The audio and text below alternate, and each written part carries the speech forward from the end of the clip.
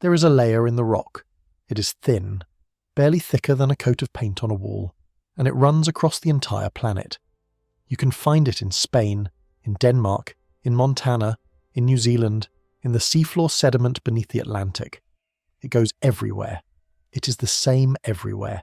And in it, if you look closely enough with the right instruments, you will find a metal called iridium, rare on Earth, common in asteroids, present in concentrations 60 times higher than anything above or below it.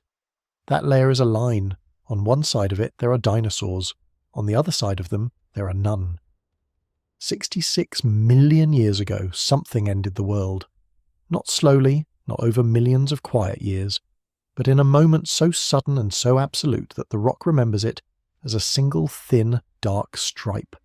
Everything that was walking, grazing, hunting, nesting, calling out, across river valleys and forest floors and shallow tropical seas on the day before that stripe. Most of it was gone within a human lifetime after it. This is that story. It is the longest story the Earth has ever told, and it ends and then it begins again. Settle in now. Let your breathing slow. The world you're about to enter is warmer than this one, greener than this one, louder with creatures whose names you half know and half dream. Let it come. Let. You're not watching from a distance. You're there, in the warm Cretaceous air, in the amber light of a sun that is the same sun but younger, in a world that has had dinosaurs in it for 170 million years and has no reason to believe it will not have them forever. The ferns are soft under your feet. Somewhere behind you, through the trees, something enormous is breathing. Let it begin. Welcome to Jurassic Sleep, where ancient worlds of wonder guide you gently into rest. Tonight's story is one of the great questions of all time, a question that paleontologists, physicists, geologists, and dreamers have been asking for 2 centuries. What happened to the dinosaurs? Not the cautious, careful answer you might find in a textbook, but the full story, the world before, the moment of ending, the long quiet aftermath, the slow return of life, and the extraordinary truth that the dinosaurs never truly left. Tonight's journey will take you through the late Cretaceous world in all its warmth and abundance. You will feel the ground shake under the weight of things that have not walked this earth for 66 million years. You will watch the sky change. You will sit with the silence that followed, and then slowly you will watch the world fill with sound again, all of it told slowly, gently, with time to breathe and drift between the ages. If you enjoy listening to sleepy prehistoric dinosaur stories like this, subscribe. I post stories like this weekly. Let the fire be low. Let your body be still. Close your eyes if you wish. The story is in the sound of the words as much as their meaning. The Cretaceous is waiting. 66 million years of silence, and then this, your breath slowing in the dark and a world coming back to life around you. The year is 66,100,000 BCE, give or take the margin that deep time allows for. It is late afternoon on the western shores of a shallow inland sea that cuts North America in half from north to south, a warm body of water geologists will one day call the Western Interior Seaway. The light through the canopy of the forest is amber and thick. The air is humid, fragrant with decay and growth happening simultaneously.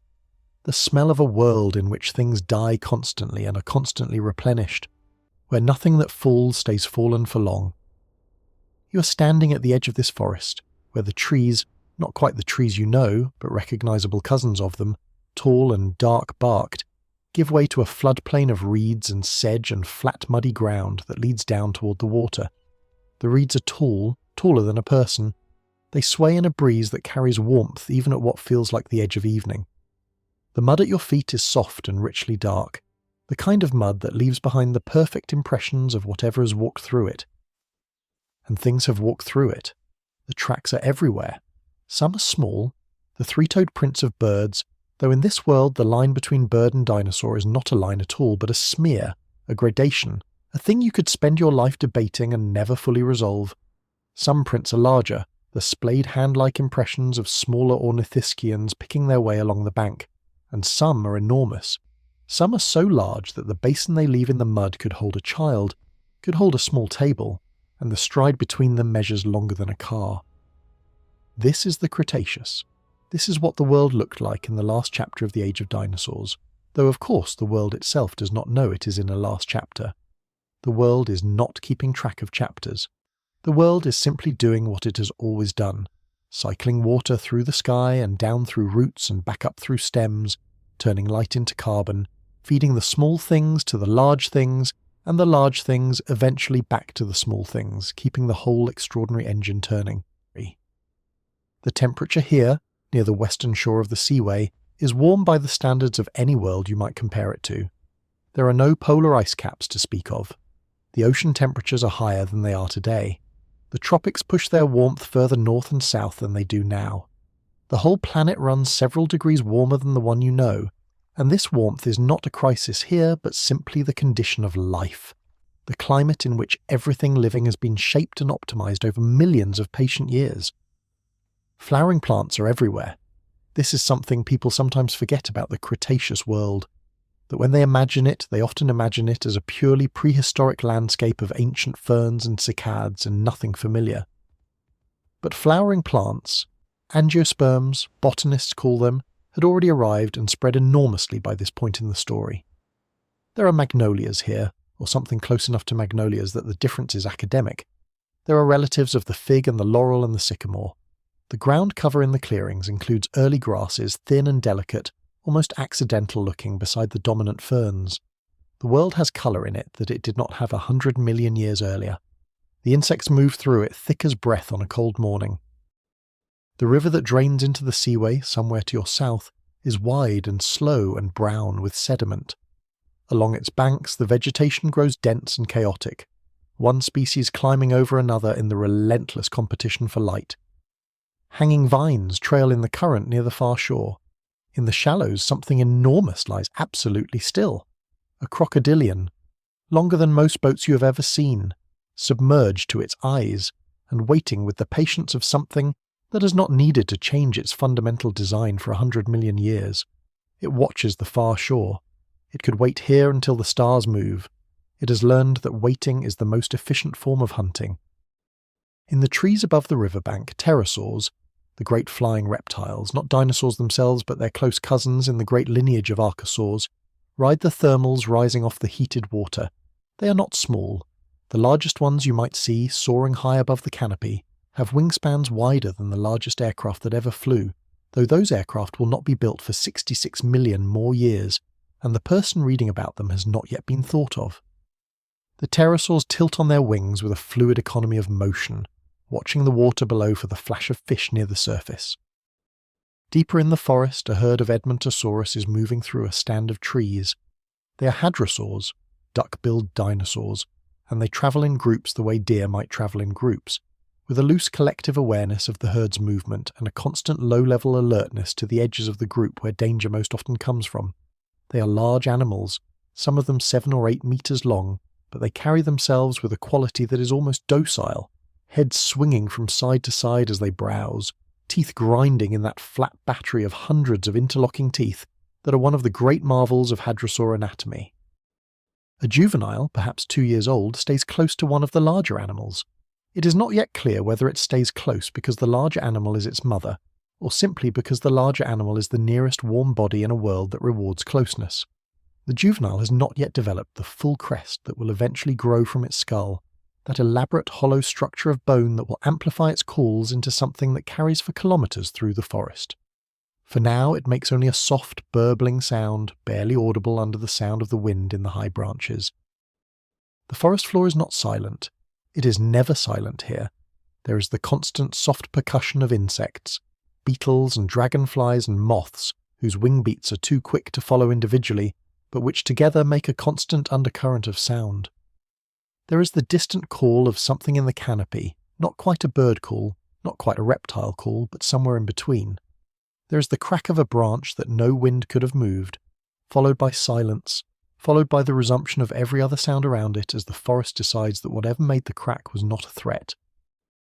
You sit down in the tall ferns at the edge of the floodplain. The fronds close softly around you. The mud is warm under your hands. The amber light is thickening toward gold, and the shadows between the trees are lengthening, and somewhere far to the west, over the low hills that will one day be eroded into the plains of Montana, the sky is beginning to show the first bruised colours of a Cretaceous evening. Purple at the edges, deep blue overhead, the first stars, ancient and indifferent, beginning to appear. This is a world in full possession of itself. It has been here, in various configurations, for 170 million years. The dinosaurs, the great clade of archosaurs that has dominated the land since the Triassic, have survived ice ages and volcanic eruptions and the slow drift of continents and the opening and closing of seaways. They have adapted and diversified and filled every niche that opened. They have developed feathers and complex social behaviours and parental care and the kind of pack intelligence that will not be seen again on this scale until mammals arrive, millions of years hence, and build their own elaborate societies. The world does not know it is about to end. That is perhaps the most important thing to hold on to as you sit here in the warm fern shadow of the Late Cretaceous. The hadrosaur feeding in the forest behind you does not know. The crocodilian in the river does not know. The pterosaur catching thermals above the water does not know. The bacteria in the warm soil under your hands, the fungi dissolving the dead leaves into nutrients, the flowering plants pushing their pollen into the amber air, none of it knows. Life does not get a warning. It simply continues, right up until the moment it cannot. The evening deepens. Somewhere in the forest, an Ankylosaurus, a large, heavily armoured dinosaur, broad and low-slung, covered in bony plates called osteoderms that lie under the skin like a suit of living armour, finishes its slow passage through a stand of cycads and settles heavily into a patch of ferns. It folds its legs beneath its considerable bulk. It has a tail club, a mass of fused bone at the end of its tail as heavy as a bowling ball, and capable of shattering the tibia of anything foolish enough to get close. But right now the tail lies still. The evening's cooling by a degree or two. It is enough. The animal closes its eyes. And somewhere further in the forest, moving quietly in the way that very large things sometimes move quietly, a Tyrannosaurus is making its evening circuit. Not running, not hunting yet, just moving through the territory it knows as its own, with the unhurried proprietary confidence of something at the very top of every food chain it has ever encountered. Its footfalls are heavy but not thunderous. It knows how to distribute its weight, knows how to move through undergrowth without sending every animal within half a kilometre scattering in alarm. It is not hungry yet. Later, perhaps. For now it moves through its forest the way an owner moves through their house in the dark, knowing every step. The stars are fully out now.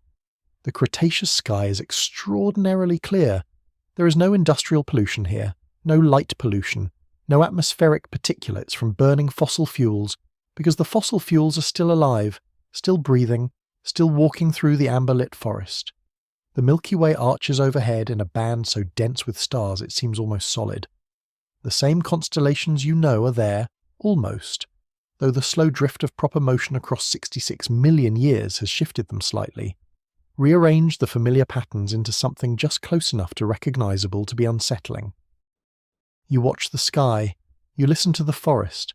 The hadrosaurs have gone quiet. The pterosaurs have settled onto the high cliff tops over the seaway, wings folded, bodies still. The crocodilian has sunk a little deeper. The Ankylosaurus breathes slow and even in its fern bed. And the Tyrannosaurus, somewhere in the forest's middle distance, has found what it was looking for. You can tell by the sudden cessation of its movement, that particular quality of stillness that predators achieve when they shift from travelling to watching. The world turns, the stars move. The warm Cretaceous air moves across the floodplain in slow, heavy waves, carrying the smell of the river and the forest and the distant sea. Everything that is alive completely, wholly, with no shadow of what is coming, and perhaps that is the most peaceful thing about it. This world does not carry the weight of its own ending. It simply is, entirely, right now. Dawn comes slowly to the Cretaceous. The sky over the eastern hills lightens through a palette of colours that has not changed in all the billions of years the sun has been rising over this planet. Rose first, then a pale and tentative gold, then the full warmth of morning pushing over the horizon and through the high branches of the forest, making everything it touches seem briefly lit from within. The dew on the fern fronds catches the light and holds it in tiny bright spheres. The river, visible now through the trees as a grey silk ribbon, begins to reflect the sky. This is a world you could spend many lifetimes cataloguing. The diversity of the Late Cretaceous is staggering, a testament to 170 million years of experimentation in form and function. Every niche that exists in modern ecosystems has an analogue here, and many niches have multiple animals competing for them, evolving their way toward ever more refined solutions to the same problems of eating and moving and reproducing and not being eaten. In the river itself, the diversity is especially rich. Sturgeon-like fish, enormous and heavily scaled, move in the deep channels, feeding on the bottom sediment with their vacuum-mouthed efficiency. Smaller fish, relatives of modern bowfin and gar, school in the shallower water near the banks, flashing silver when they turn. Turtles, some of them reaching sizes that would stop your breath today, bask on the exposed mudflats as the morning sun warms the air. They are ancient even by Cretaceous standards. The basic turtle body plan has barely changed since the Triassic, because the turtle body plan is a solution so elegant, so durable, that it requires no improvement. The crocodilian is still there in the shallows. It is still watching the far bank. It has perhaps moved a few feet during the night, perhaps not. Crocodilians are extraordinarily patient and extraordinarily energy efficient, capable of going weeks without a meal because their cold-blooded metabolism makes demands that warm-blooded animals would find unimaginably modest. This one is Dinosaurus, or very close to it, a giant among giants, 10 meters long and probably north of a ton in weight, with jaws that can generate forces that no other animal in this ecosystem can match. Even the Tyrannosaurus gives the great crocodilians room along the river. But it is the dinosaurs that dominate this landscape, and within the dinosaurs the diversity of form is breathtaking. On the open floodplains near the river's mouth, herds of Triceratops move in loose aggregations, the sunlight catching the elaborate frills of bone and skin at the backs of their skulls, those frills flushed with colour in the morning, pink and orange and a deep russet signalling something to other Triceratops about health and reproductive status and hierarchy within the herd. Their horns, 2 long brow horns and a shorter nasal horn, are not purely defensive weapons, though they are certainly capable of that function. They are also social tools, used in pushing contests and ritualized displays, the way deer use antlers. The Triceratops are grazing. They are always, it seems, grazing. Their beaks, narrow and sharp, designed for cropping low vegetation, work steadily through the ferns and low-growing flowering plants, and their battery of teeth at the back of their mouths, hundreds of them stacked in columns that replace from below as the upper ones wear out, grinds each mouthful into paste. They are not thinking about anything in particular. They are doing what they have always done in the morning, and the morning before that, and the morning before that, going back through the chain of their individual and species memories to a place where there was nothing but the warmth of the sun and the texture of vegetation and the reassuring nearness of other members of the herd. A juvenile Triceratops, perhaps a year old and still without the full development of its facial ornamentation, wanders slightly apart from the main group. It has found something interesting, a patch of flowering plants with large waxy leaves, a species that has not been part of the herd's usual route. It sniffs at the flowers cautiously, nostrils wide, reading the chemistry of the plant. Then it bites off a leaf, chews, considers, bites another. Its mother, or the female whose proximity it has been maintaining, moves toward it, not urgently, just steadily, and the juvenile falls back into step beside her as the herd moves on. Near the forest edge, where the open floodplain transitions into the dense shade of the trees, a group of Pachycephalosaurus feeds on the low scrub. These are bipedal dinosaurs, smaller than the hadrosaurs, with the extraordinary feature of a skull dome of solid bone several inches thick at the top of their heads. For years, paleontologists debated what this dome was for. Was it a battering ram, used in head-butting contests the way bighorn sheep use their horns?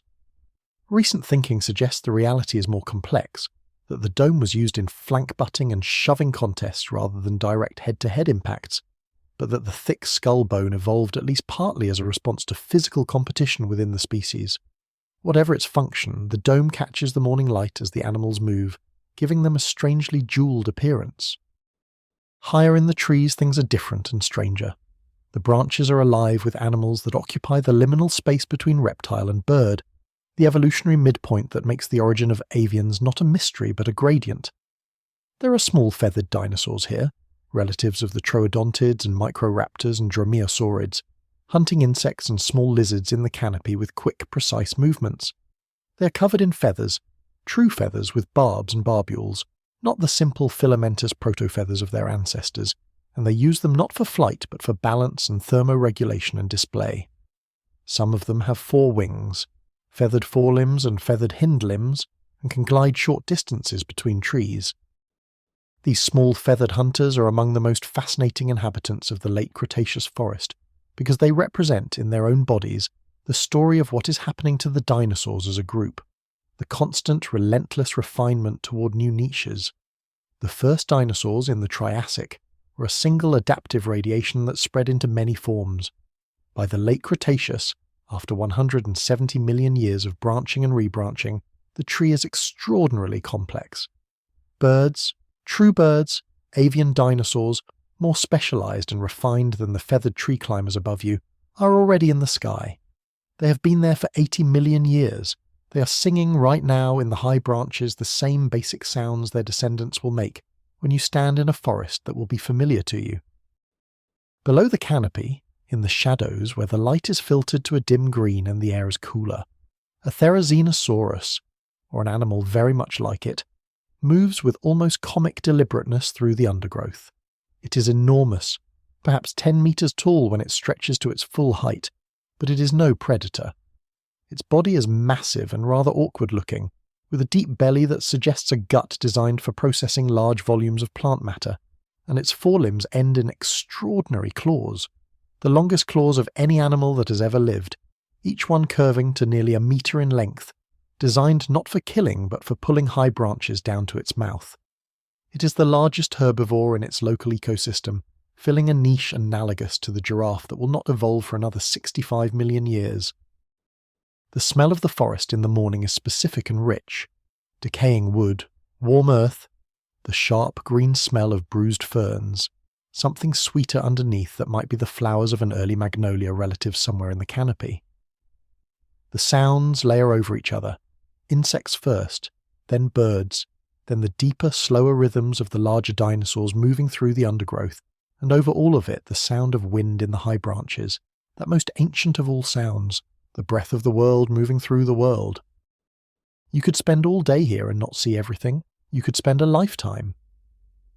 The Late Cretaceous is not a sparse prehistoric wasteland. It is a fully realized, teeming, deeply complex ecosystem in which every cubic meter of forest and every square meter of river and floodplain is occupied by something that has found a way to make a living in the specific conditions of this specific place.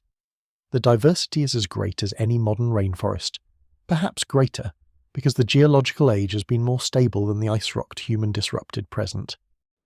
Mammals are here too, though you would not notice them unless you looked carefully. They are small, mostly the size of mice and rats and small rabbits, though some reach the size of a large opossum. They are mostly nocturnal, sheltering through the day in burrows and hollow logs, emerging at night to hunt insects and small invertebrates, and to forage for seeds and fruit. They have been small for 170 million years, constrained to this modest niche by the overwhelming dominance of the dinosaurs in every larger role. But within that smallness they have evolved remarkable things.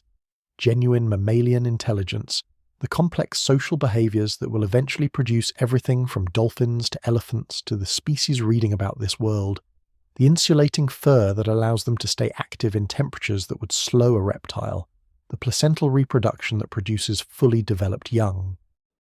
They have no idea, these small nocturnal mammals in their burrows and leaf piles, that 66 million years from now, something that descended from them will stand in a museum and look up at the bones of the animals that currently dominate every open space above their burrow entrances, and will feel something complicated, or, perhaps, or grief, or the particular vertiginous feeling of understanding your own deep past.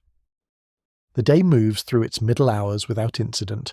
The sun climbs and the shadows shorten, and the heat intensifies along the river, and the larger dinosaurs seek the shade. The Triceratops herd has moved into a stand of trees near a small tributary stream. The Edmontosaurus group has settled at the edge of the floodplain, standing hip-deep in the tall reeds, eating steadily. The Tyrannosaurus is somewhere to the north, unseen but present in the alertness of every other animal's peripheral awareness. The slight tightening of attention that runs through the herd when the wind shifts. The way the juvenile Edmontosaurus crowds closer to the nearest large adult without quite knowing why. This is balance. This is what 66 million years of coevolution looks like from the inside. Every animal precisely calibrated to every other animal. Every species occupying its own specific volume of ecological space. The whole system running with the elegant complexity of something that has been working itself out for a very long time. It is not peaceful in the way a painting is peaceful. Things die here, regularly and violently, and the business of eating and being eaten is never far from the surface. But there is an equilibrium to it, a rhythm, a sense of proportion. It works. It has always worked. It will always work. The afternoon shadows lengthen. The amber light returns. Somewhere in the forest a sound occurs that is not repeated. A single sharp impact like a very large branch falling, and then the forest sounds resume. The world turns toward evening. The stars are waiting above the brightness of the sky, patient and constant, saying nothing, knowing nothing, measuring nothing. They are always there, the stars, whether there are dinosaurs below them or not. It had been travelling for a long time before it arrived here. That is the first thing to understand about the object. It did not originate in our solar system story, did not belong to any particular plan or narrative. It was simply a piece of rock and metal, several kilometres across, moving through the inner solar system in an orbit that had been gradually nudged and perturbed over millions of years by the gravitational interactions of the gas giants. Jupiter, mostly. Jupiter, whose mass is so enormous that it constantly reshapes the trajectories of smaller objects in the solar system through nothing more than the invisible authority of its gravity, influencing orbits the way a large stone in a stream influences the water around it. The object, we will call it the impactor, the name that scientists use, was perhaps 10 to 12 kilometres in diameter. This is not the size of a mountain. It is the size of a small city. Imagine the island of Manhattan lifted from its place and set adrift in space, given a velocity of roughly 20 kilometers per second, and aimed, by the accumulated coincidences of 66 million years of orbital mechanics, at the shallow tropical sea that covers the eastern coast of what will one day be Mexico. That is approximately the object that is about to arrive. For the inhabitants of the Cretaceous world, the Triceratops at the river, the hadrosaurs in the forest, the pterosaurs over the seaway, the last ordinary day is unremarkable in every particular. There is no sound from space. There is no visible change in the sky, not yet. The stars at night are the same stars they have always been. The sun rises in the same place. The wind carries the same smells. The river runs the same brown and silver through the same green banks. Whatever is coming, it is not yet legible. It is not yet a thing that exists in the awareness of any creature on the surface of the earth. The morning of the last day moves through its early hours with the gentle inevitability of every other morning. The Edmontosaurus herd wades through the early mist along the river. A young Triceratops, the same one you watched yesterday, has found a patch of particularly tender flowering plants at the edge of the floodplain and is working through it methodically. A small pack of Troodon, quick, intelligent, feathered predators about the size of a turkey, hunts the edge of the tree line, moving in loose coordination, alert for any small animal that might be flushed out of cover by the movement of the larger herbivores nearby. The day is warm. It is always warm in the Late Cretaceous, but this morning carries an extra quality of stillness. The air heavy and close, the way it feels before a large storm, though there are no clouds on the horizon, and the sky overhead is a pure, depthless blue.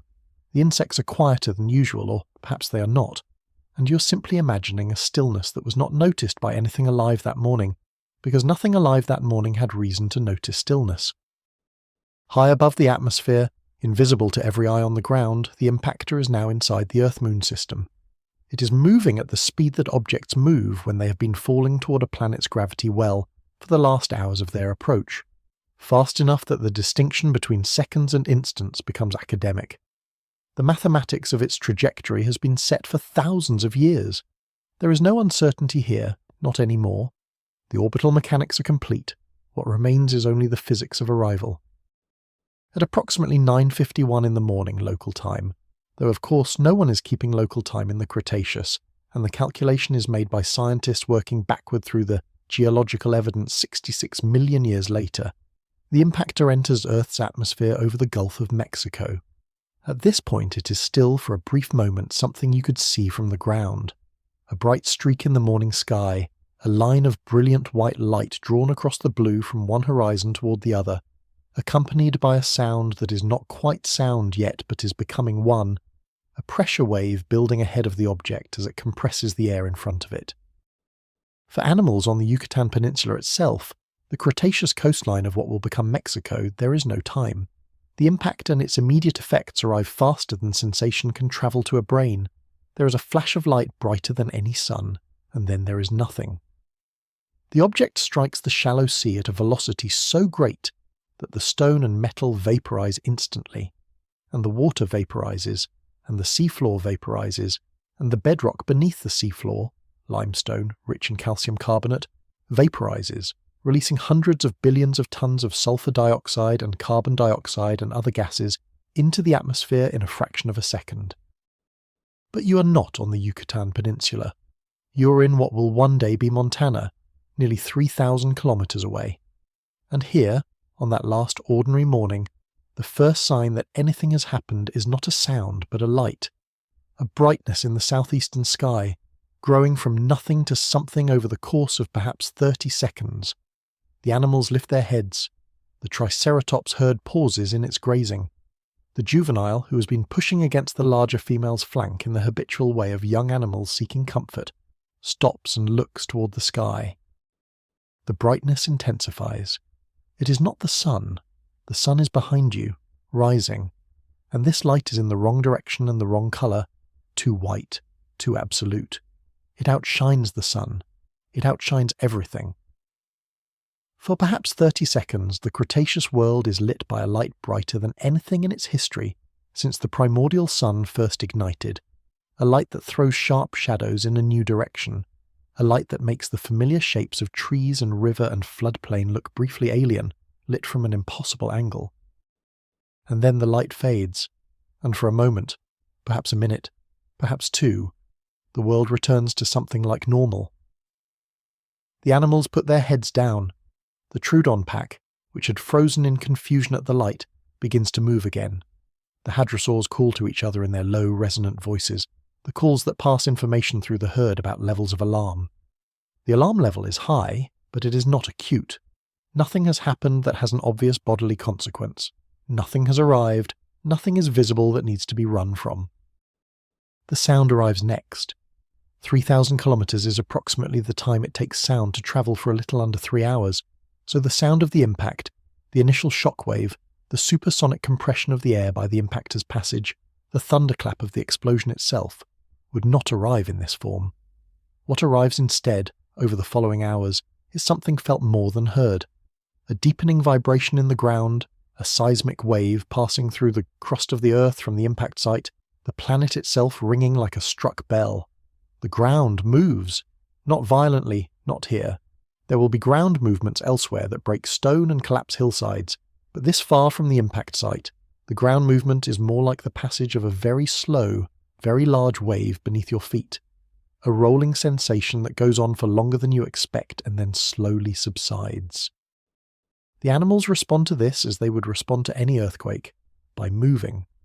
The herd instinct kicks in, that ancient information processing system that has kept social animals alive through millions of years of predators and environmental hazards. The Triceratops begin moving away from the direction of the light, which is also the direction from which the ground tremor seems strongest. The hadrosaurs, already alert from the light, consolidate into a tighter group and move northward along the river. The Ankylosaurus, whose legs are not designed for speed, simply lowers itself closer to the ground and presses its armoured back against the world, and waits. The sky to the southeast is changing. Where it had been blue, it is now a different colour, a deep hazy orange that is building from the horizon upward, the colour of something burning at an unimaginable scale, the colour that occurs when hundreds of cubic kilometres of vaporised rock begin to cool and fall back through the atmosphere as superheated glass spherules, tiny molten droplets that will rain down across the planet in the hours after the impact, heating the upper atmosphere as they streak through it. releasing enough thermal radiation to set forests on fire across thousands of kilometers. But this is coming. Right now, in this moment, in the afternoon of the day of the impact, 3,000 kilometers from the site, the world is still mostly intact. The animals are alert, some of them moving, and the sky is strange and the ground has trembled. But the river is still there, and the forest is still there, and the world still smells of ferns and warm earth and the distant sweetness of flowering plants. If you were an animal here, if you had no conceptual framework for what had just happened, no ability to model future consequences, only the sensory present of this moment, you might not yet know that anything fundamental had changed. The Triceratops herd reaches the tree line and pushes into the forest. The juvenile is close to the older female, closer than usual, pressed against her flank. The forest is darker than normal. The sky colour has darkened the light, turned it from amber to something more complex, an orange-tinged dusk arriving hours early. The insects have gone silent. The birds are silent too, all of them, as though every creature that can hear has detected a frequency in the air that nothing in evolutionary history has provided a response to. The evening comes early, earlier than it should. The sky is wrong, not dark in the way of normal night, but obscured, hazy, orange-grey, a sky full of things that should not be in a sky. The stars, when they appear through a veil. They are still there, but they're distant, dimmer, as though something very large has moved between the stars and the surface of the earth. The juvenile Triceratops settles close to the older female. The forest has gone quiet around them, a quiet different from the nighttime quiet of insects and owls, a quiet that has a different quality to it, an absence rather than a pause. The female's side is warm and vast. The ferns are soft under their weight. In the canopy above, something small and feathered shifts on its branch, tucking its head under a wing. The last ordinary day has ended. What comes next is not ordinary. But for this moment, for this one last moment, everything is still here. The days that followed were unlike any days that had come before them, at least within the memory of any living creature on the surface of the earth. The sky did not clear. That is the first and most important fact of what came after the impact. The sky did not clear. The atmosphere had been loaded in the hours and days following the impact with an amount of particulate matter, vaporized rock, soot from the fires that burned across millions of square kilometers of forest, sulfur compounds from the vaporized limestone bedrock, carbon compounds from the extraordinary combustion of a world on fire. That human language does not have precise words for. It was billions of tons. It was perhaps 100 billion tons. The numbers are large enough to stop meaning anything precise and start meaning simply a great deal. More than had ever been there before. The sun still existed. The sun had not changed. But the light from the sun passing through this new atmosphere of particulate and aerosol and soot was absorbed and scattered before it could reach the ground in the full energetic form that photosynthesis requires. The world was not dark, not at first, not in the immediate weeks after the impact. It was dim, perpetually, strangely dim, the way the sky looks under a very thick overcast, or in the last minutes of a summer evening when you can still see but the colour has gone out of the world. You are still in what will one day be Montana, but the world around you now is transformed. It is the third week after the impact. The fires that swept across parts of North America have burned out or smothered themselves. There was simply not enough oxygen in the smoke-thickened air to sustain them for long. What they left behind is ash, a layer of pale grey ash on every horizontal surface, coating the fern fronds, settling into the mud of the riverbank, floating on the surface of the river itself in a slow-moving grey film. The ash smells of nothing in particular. It is simply there, fine as talcum powder, the mineral residue of things that burned. The temperature has dropped, not precipitously, not yet. The oceans, which cover most of the planet's surface and have been accumulating heat for 66 million years of warmth, are releasing that stored heat slowly into the atmosphere. The Cretaceous world had no polar ice to melt, no reflective white surface to hold the cold in. The heat dies slowly, the way a very large fire dies slowly even after you stop adding wood, radiating outward from its stored warmth for days after the visible flames are gone, but it is dropping. By the third week, the daytime temperatures in Montana are 10 degrees cooler than they were before the impact. This is not catastrophic in itself, but it is a direction, and it continues in that direction. The Triceratops herd has shrunk. Several of the older animals did not survive the initial days. One was caught near the forest edge when the thermal pulse from the returning ejector set the forest canopy briefly ablaze and was burned. Another, caught away from cover when the acid rain came, the sulfur dioxide in the atmosphere combining with water to fall as dilute sulfuric acid, burning leaves and skin and eyes, simply lay down and did not rise. The remaining animals are gathered near the river, which still flows, carrying with it the grey runoff of ash from the surrounding hills. They drink carefully, warily, from the cloudy water. The juvenile is still there, still close to the older female. Perhaps it is the female's offspring, perhaps not, but the closeness has become habitual now, a routine of proximity that has deepened in the strange weeks since the sky changed. The juvenile is thinner than it was. The vegetation, the ferns and low-growing flowering plants that it depends on, has been damaged by the ashfall and the acid rain. The fern fronds are grey with coating or brown with chemical burn, and while the root system survive, the above-ground portions are reduced, less available, less nutritious. The juvenile eats what it can find. It finds less than before. This is the impact winter. It is not, technically speaking, a winter at all. It is a cooling and darkening caused not by the Earth's axial tilt, but by atmospheric opacity, by the physical blockage of sunlight. And this distinction matters enormously for what happens next, because a winter caused by axial tilt ends automatically, built into the Earth's orbital mechanics, guaranteed by the physics of the solar system. An impact winter has no such guarantee. It ends when the particulate falls out of the atmosphere, and the particulate falls out of the atmosphere at its own pace, according to the physics of atmospheric precipitation, which is not a calendar anyone can read. The estimates from scientific models suggest the worst of the darkness lasted for months, perhaps a year, perhaps longer in some regions. The sulfur aerosols, which are particularly effective at reflecting incoming sunlight, would have persisted for several years even after the coarser soot and debris had settled out. The full return to pre-impact light levels some models suggest took a decade or more. Other models put the return to photosynthetic efficiency at somewhere between 3 and 5 years. The precise number matters less than the direction.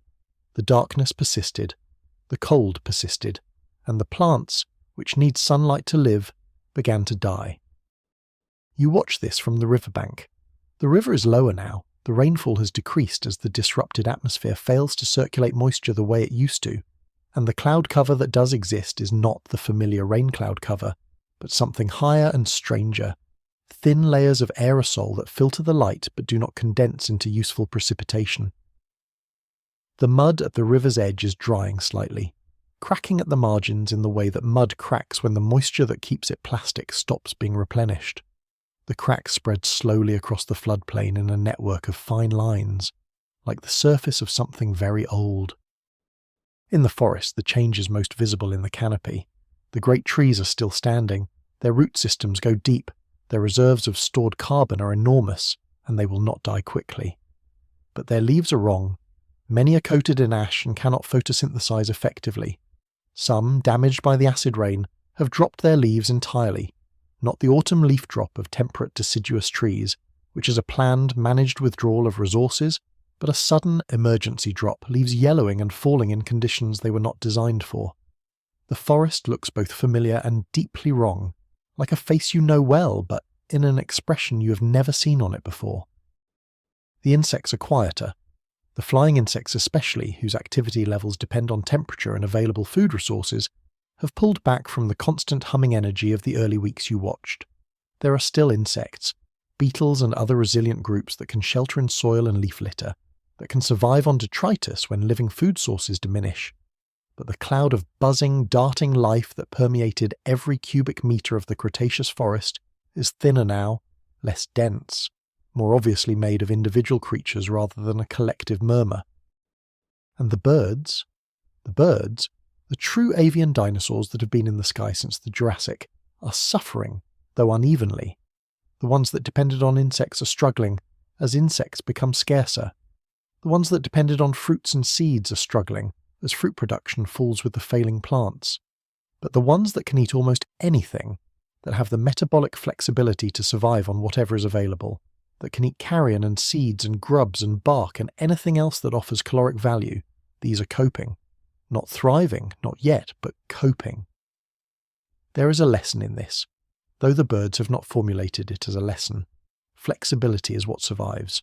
Specialization in a world that has just become radically unpredictable is a liability. The hadrosaur herd has split. This is not unusual. Large herds often separate under resource stress. Smaller groups capable of finding food where a large group would exhaust a given area too quickly. But the separation has a different quality to it now. Less the normal fission and fusion of a healthy herd responding to seasonal patterns, and more like a scattering, a dispersal without clear direction, individual animals moving away from the group in search of something that none of them can precisely define but all of them sense is lacking. The calls that pass through the herd are different too, not the regular contented vocalizations of animals feeding and moving together, but something with more urgency in it, a higher register, a frequency that in the warm amber light of the normal Cretaceous would have signalled something specific and alarming, but which now is simply the background frequency of a world in which everything is slightly alarming all the time. The small mammals in their burrows are doing better than the large animals above them. They are doing better for several reasons. First, their burrows protect them from the cold. Underground temperatures are buffered against surface changes, and a burrow dug even a few feet into the earth maintains a relatively stable temperature through the kind of surface-level temperature fluctuations the impact winter is producing. Second, their food source, insects, seeds, roots, fungi, is still available underground and in the leaf litter in a way that the large herbivores' food sources are not. Third, and perhaps most importantly, their metabolic requirements are modest enough that small amounts of food go a long way. A creature that weighs 50 grams and can survive on a few dozen insects a day has a very different relationship with food scarcity than a creature that weighs 7 tons and must eat hundreds of kilograms of vegetation every day to maintain its body mass. Down by the river an old Tyrannosaurus is eating. It is feeding on the carcass of an Edmontosaurus that died 2 days ago, perhaps from the cold, perhaps from the acidic water, perhaps simply from the accumulated stresses of weeks of degraded food supply on an animal already past its reproductive prime. The Tyrannosaurus is unhurried about this meal. There is no competition for it. The scavengers that would normally circle a carcass are fewer than they were, and the other large predators are occupied elsewhere or diminished in numbers. It eats methodically, and there is something about the deliberateness of this activity that is both familiar and strange. The great predator, in a world that is changing faster than anything in its evolutionary history, reduced to this most fundamental of transactions, taking what the world offers. The sky overhead is the colour of old pewter, a grey that contains within it a hint of brownish warmth, as though the sun is behind the overcast trying to remember where it was. There are moments in the mid-afternoon when the sun actually breaks through slightly when its disk is visible as a pale shape within the overcast, and in those moments the light changes quality briefly, becomes something more like itself, and the animals that can respond to it do, heads lifting, bodies orienting slightly toward the weak warmth. Then the overcast thickens again, and the light fades, and the world returns to its pewter diminishment. This is what the end of the dinosaurs looked like from the inside. Not a single catastrophic moment, but a slow erasure. A world dimming week by week, calorie by calorie, degree by degree, until the great bodies that had filled every available space for 170 million years no longer had the resources to sustain themselves. It was a gradual thing after the initial violence of the impact. It was the kind of ending that happens in increments, each one survivable in isolation, none of them survivable in accumulation. The world did not go out like a light switched off. It dimmed and dimmed and dimmed until the darkness was complete. But it was not complete everywhere at once, and it was not complete forever. The story of the impact winter is the story of a world losing its light, and then, slowly, painfully slowly, finding it again. If you're drifting now, let yourself go. The story will be here when you return. Subscribe so the next journey into deep time is waiting for you whenever you need it. Sleep well. The question of who survived and who did not is, in the end, a question about the relationship between specialization and flexibility. about how well a body and a way of life can cope with conditions it was never designed for. The extinction at the end of the Cretaceous was not indiscriminate. It did not simply wipe everything clean the way you might wipe a chalkboard. It selected. It killed some things and spared others, and the difference between the killed and the spared tells you something profound about the nature of resilience. Begin with the simplest fact. The largest animals died first, and most completely. The great sauropods, those enormous long-necked dinosaurs, the Argentinosaurus and Dreadnoughtus and their kin, were already reduced in diversity in the Late Cretaceous, having peaked in the Jurassic, but those that remained were extraordinarily vulnerable to a world with reduced vegetation. An animal weighing 70 or 80 tons requires an extraordinary daily input of plant material to sustain itself. Figures of several hundred kilograms per day are not unreasonable estimates. When the plants begin to fail, an animal of this size has almost no buffer. Its reserves of stored energy, while large in absolute terms, are small relative to its daily metabolic needs. The large sauropods did not outlast the impact by long. The ceratopsians, the horned dinosaurs like Triceratops, were large obligate herbivores with highly specialized teeth designed for specific plant types. Their dentition was magnificent in a world with abundant cycads and flowering plants to crop. In a world where those plants were dying back, their dietary specialization became a liability. There is fossil evidence that some Triceratops populations survived the impact by months, possibly longer. There are Triceratops remains found very close to the KPG boundary, the geological layer marking the impact event, in a distribution that suggests some individuals persisted into the months immediately after, but they could not sustain populations through the years of reduced vegetation that followed. They dwindled. They did not come back. The hadrosaurs, the duck-billed dinosaurs, were perhaps slightly more flexible in their diet than the ceratopsians. Their thousands of interlocking teeth could process a wider range of plant material. Some of them may have survived in refugia, isolated areas where the effects of the impact winter were slightly less severe, areas near coasts where the ocean's thermal mass moderated temperature swings. But ultimately they too were obligate herbivores of very large size, and ultimately they too ran out of the high volumes of vegetation they required. Their fossil record ends at the KPG boundary with the same finality as the others.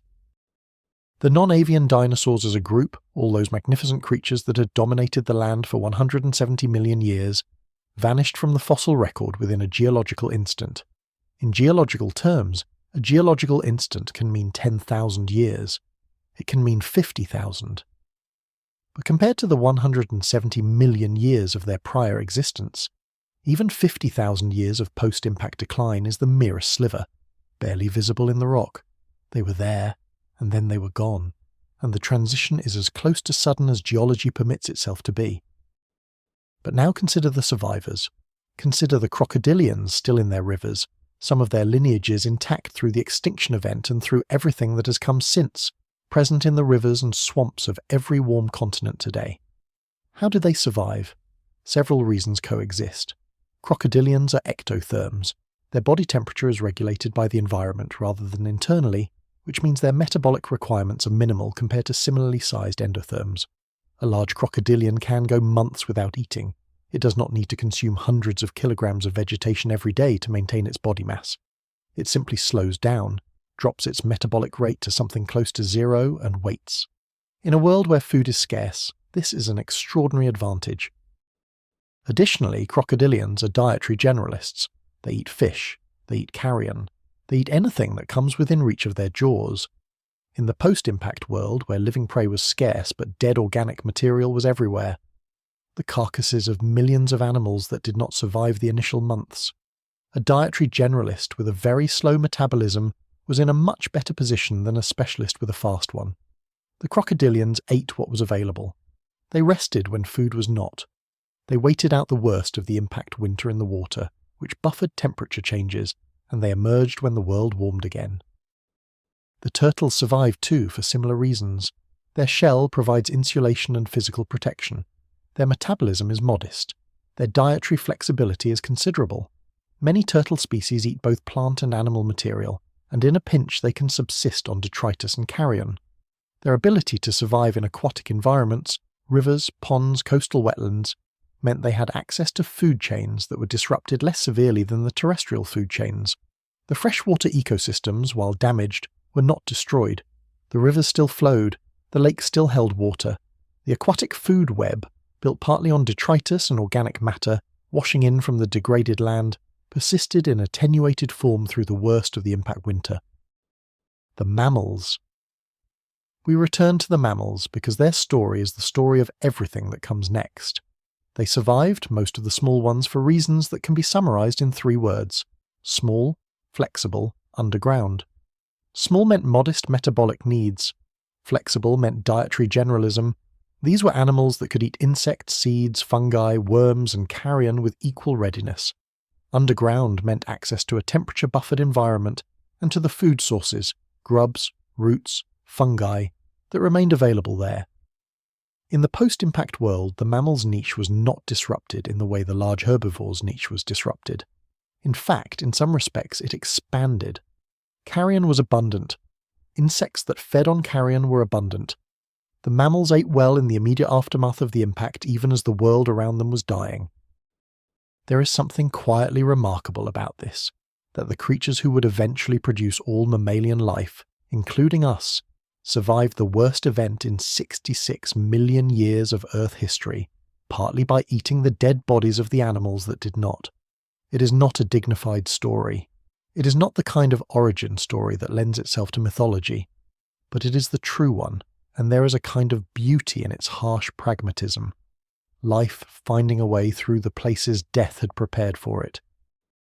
The small feathered dinosaurs, the ones in the tree branches, the ones that occupied the liminal space between what we would call dinosaurs and what we would call birds, fared differently depending on where they sat on the spectrum of dietary specialization. Those that depended on specific food sources, specific insects, specific seeds, specific prey animals, died with their food sources. Those that were flexible, that could switch between food types, that could adjust their behavior when normal resources failed, had a better chance. But the surviving threshold was steep. The fossil evidence suggests that the non-avian dinosaur lineages of feathered climbers and gliders did not make it through. What survived in the avian dinosaur lineage were the ancestors of modern birds, ground-dwelling, seed-eating, or omnivorous animals capable of surviving in the changed world that the impact left behind. The lizards and snakes survived in good numbers. Their ectothermy helped, as did their dietary flexibility. Many lizard species are omnivorous, capable of eating insects, fruit, small animals, and various plant parts as availability dictates. Their small size meant modest energy requirements. Their ability to estivate, to enter a state of dormancy during adverse conditions, gave them a metabolic flexibility that few other animal groups could match. The snakes, which had been diversifying rapidly in the Cretaceous as a group, survived the extinction remarkably well. Their body plan, long, limbless, metabolically efficient, turned out to be excellent for the post-impact world. The frogs and salamanders survived in the freshwater environments of the world, their eggs and larvae insulated in ponds and streams from the worst of the atmospheric effects. Amphibians are exquisitely sensitive to environmental changes in their adult lives. Their permeable skin makes them vulnerable to acid rain and pollution, but their aquatic larval stage, spent deep in water, was buffered from the impact's immediate effects. The aquatic food chains that supported them were damaged but functional. Most amphibian lineages present at the time of the impact were still present 10,000 years later. The ocean tells its own, more complex version of this story. The impact was catastrophic for open ocean ecosystems. The planktonic organisms at the base of the marine food web, the tiny photosynthesizing creatures that depend absolutely on sunlight, collapsed with the light. The ammonites, those beautiful coiled cephalopods that had been diversifying and thriving in the world's oceans for hundreds of millions of years, vanished completely, every species extinct within the geological boundary. The mosasaurs and plesiosaurs, the great marine reptiles that had filled the apex predator roles in the Cretaceous seas, followed their food chains into extinction. But in the deeper ocean, where food chains were anchored not in photosynthesis, but in the slow rain of organic matter from above, even degraded organic matter, even the enormous pulse of dead organic material generated by the mass extinction itself, life persisted. Sharks survived. They had survived every prior mass extinction, and they survived this one. their ancient energy-efficient body plan proving adequate to the challenge, as it had proven adequate to every challenge in 500 million years of ocean history. Bony fish survived in numbers. The deep-sea invertebrates survived. The ocean was devastated at the surface and in the coastal zones, but it was not emptied. Life held on in the depths. What the pattern of survivors tells us is this. The KPG extinction was not a random catastrophe that destroyed life arbitrarily. It was a filter. It filtered for metabolic efficiency. It filtered for dietary flexibility. It filtered for small body size. It filtered for the ability to utilize detritus and carrion when living food sources failed. It filtered for the ability to shelter underground or underwater from temperature extremes and atmospheric toxins. Everything that passed through this filter was not left unaffected. Every surviving group paid a price, lost species, lost diversity, emerged diminished in numbers if not in fundamental viability. But they emerged. They passed through. And on the other side of the filter, a world waited to be filled. You sit by the river in the grey post-impact world and watch the old Tyrannosaurus eat. It is thinner than it was 3 months ago. Its ribs are visible against its flanks when it breathes. It eats the Edmontosaurus carcass with the same methodical efficiency it has always brought to eating, but there is something different about the quality of its attention, a flatness, an absence of the coiled alertness it used to carry. It is not sick exactly, it is simply old, and the world is hard, and the old ways of surviving are not working as well as they used to. The small mammal in the burrow beneath the riverbank hears the Tyrannosaurus eating and does not emerge. It has learned, or its ancestors have learned, and it has inherited the learning through the deep grammar of instinct, that the sounds of large animals eating mean proximity to death. It curls in its burrow. It eats a beetle it found this morning. It sleeps. The world turns. The grey sky persists. The river runs on, carrying its load of ash and memory and chemical trace into the sea. The Asteroid Impact hypothesis, the Alvarez hypothesis, as it came to be known, after the father and son team who first proposed it based on the iridium anomaly in 1980, is now the scientific consensus for the primary cause of the end Cretaceous mass extinction. But science, at its best, is not a simple agreement. It is an ongoing conversation, a process of proposing and testing and refining, and the conversation about the end of the dinosaurs has been rich and contentious and full of alternative and complementary voices. Some of those voices have been silenced by evidence. Some of them remain, not as rivals to the asteroid hypothesis, but as additions to it, as the story gains depth and complexity. Let us walk through a museum of alternative explanations, not the dim, dated museum of old science, where theories sit behind glass with yellowed labels. Something more like a living archive, a place where each idea is given its best possible presentation, its strongest possible case, and then considered alongside all the others. The ending of the Cretaceous was an event so enormous, so consequential, that it invites every possible explanation. The detective's task is to evaluate them without prejudice. The oldest explanation in the history of paleontological thought predates the asteroid hypothesis by more than a century. The idea was simply that the dinosaurs had run out of time, that they were already in decline before whatever happened at the KPG boundary happened, that the world was changing in ways that made dinosaurian dominance increasingly difficult, and that the extinction was the culmination of a long, gradual trend rather than a sudden catastrophe. This idea has a name in the literature, the gradualist hypothesis, or sometimes the long-term decline hypothesis. And it is not entirely without foundation in the fossil record. There is genuine scientific debate about whether the diversity of non-avian dinosaurs was declining in the last few million years of the Cretaceous. Some studies of fossil sites in North America suggest a reduction in ceratopsian and hadrosaur diversity in the Maastrichtian stage, the last few million years of the Cretaceous, compared to earlier periods. Others dispute this, arguing that the apparent decline is an artifact of sampling bias, that we simply have better fossil preservation from some periods than others, and that the apparent decline is a reflection of what we can find rather than what was there. The consensus among most paleontologists today is that while there may have been some reduction in diversity in the last million years or so before the impact, likely related to the climatic changes associated with the Deccan traps, which we will come to, the overall diversity of dinosaurs was not in catastrophic decline, and the extinction event at the KPG boundary was genuinely sudden and catastrophic, rather than the culmination of a long, slow fade. The dinosaurs were still flourishing, still diversifying, still filling niches, right up until the moment they were not. The Deccan traps. This is perhaps the most important secondary voice in the story of the dinosaurs' extinction, and it deserves careful attention. The Deccan traps are a geological formation in what is now Western India, a vast expanse of ancient lava flows layer upon layer, some individual layers hundreds of meters thick, covering an area of 500,000 square kilometers. The word traps comes from the Swedish for stairs, a reference to the stepped appearance of the eroded lava plateaus.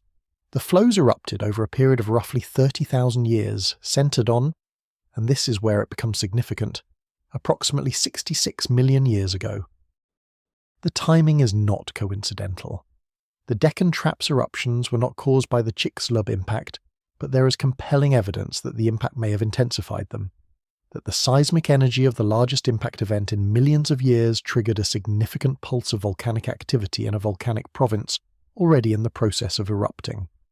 Whether the impact caused the intensification of the Deccan eruptions or merely coincided with them is a matter of ongoing scientific debate. What is not debated is that both happened in the same geological instant of deep time. The Deccan eruptions would have released enormous quantities of carbon dioxide and sulfur dioxide into the atmosphere over the 30,000-year period of their most intense activity. Carbon dioxide is a greenhouse gas. It warms the planet.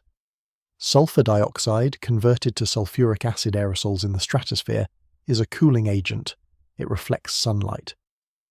The net effect of the Deccan eruptions on global climate depended on the balance between these two effects at any given time during the eruption sequence, and that balance was variable, creating a period of significant climatic instability in the last million years of the Cretaceous. This climatic instability before the impact event may be part of the explanation for why the end Cretaceous extinction was so severe.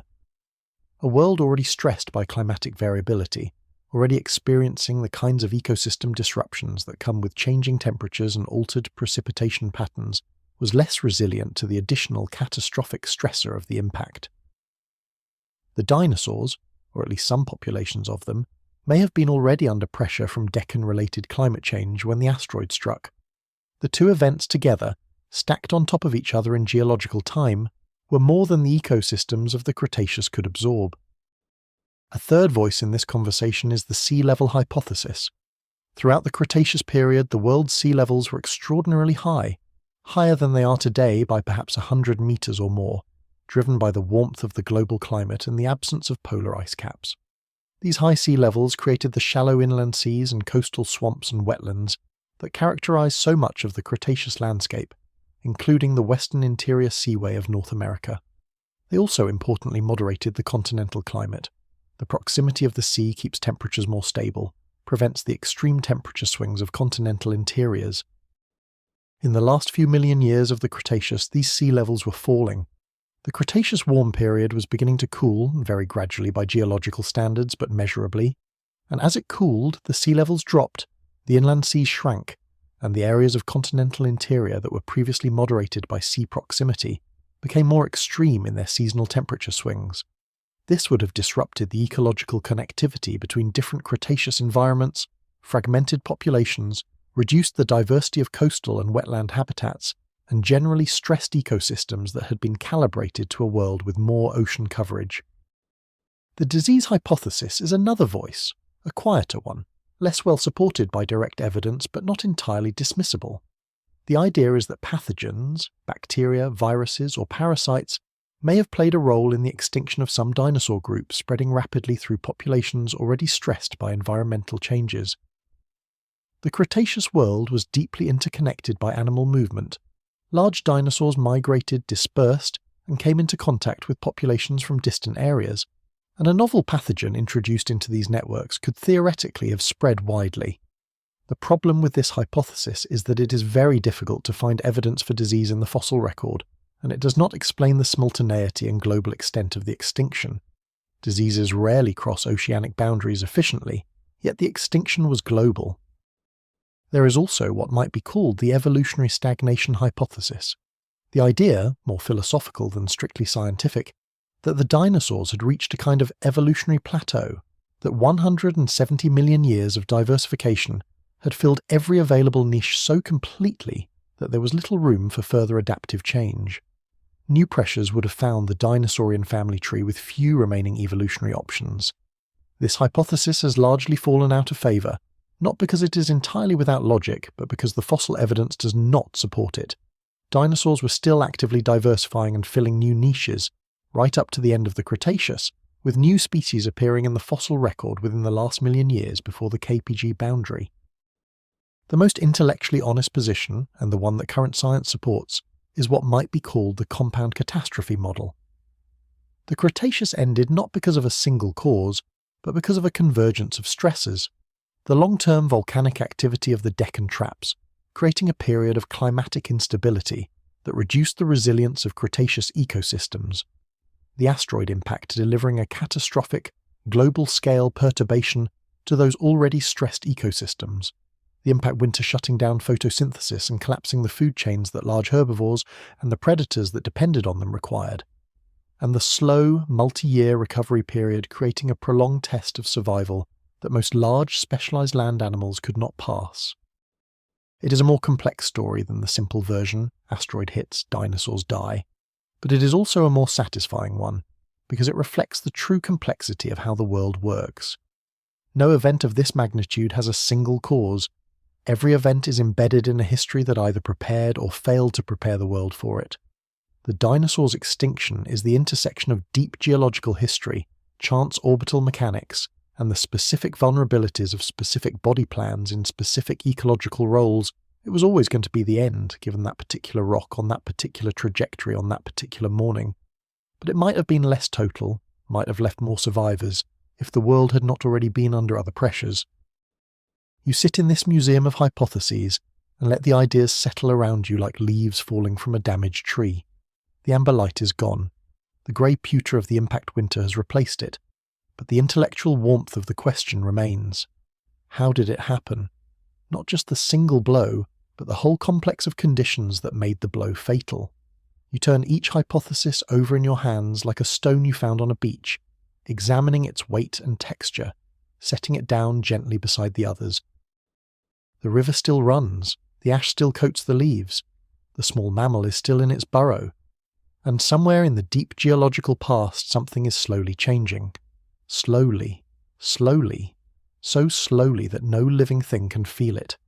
The atmosphere beginning its long work of clearing itself, the sun beginning its long return.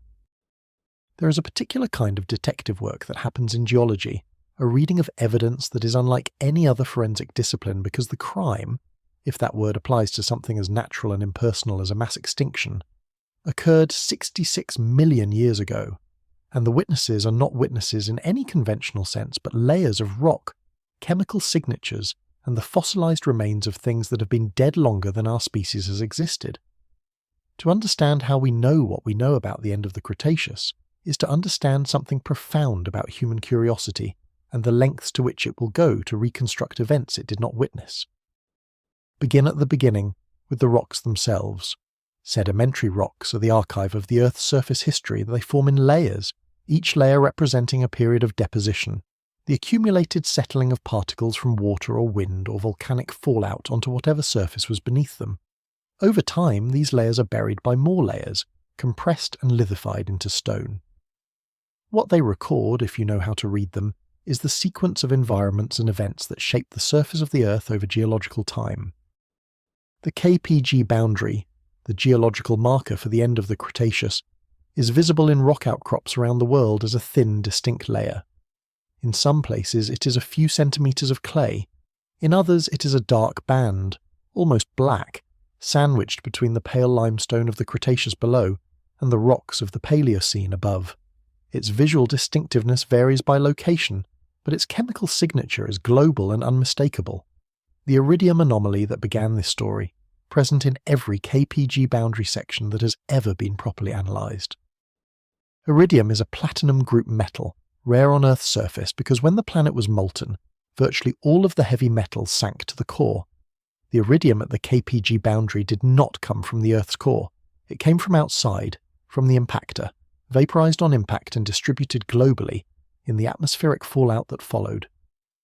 The Cretaceous crust, below the boundary layer, contains iridium at background concentrations of about 0.02 parts per billion. The KPG boundary clay contains up to 9 parts per billion. That 600-fold increase is not a geological accident.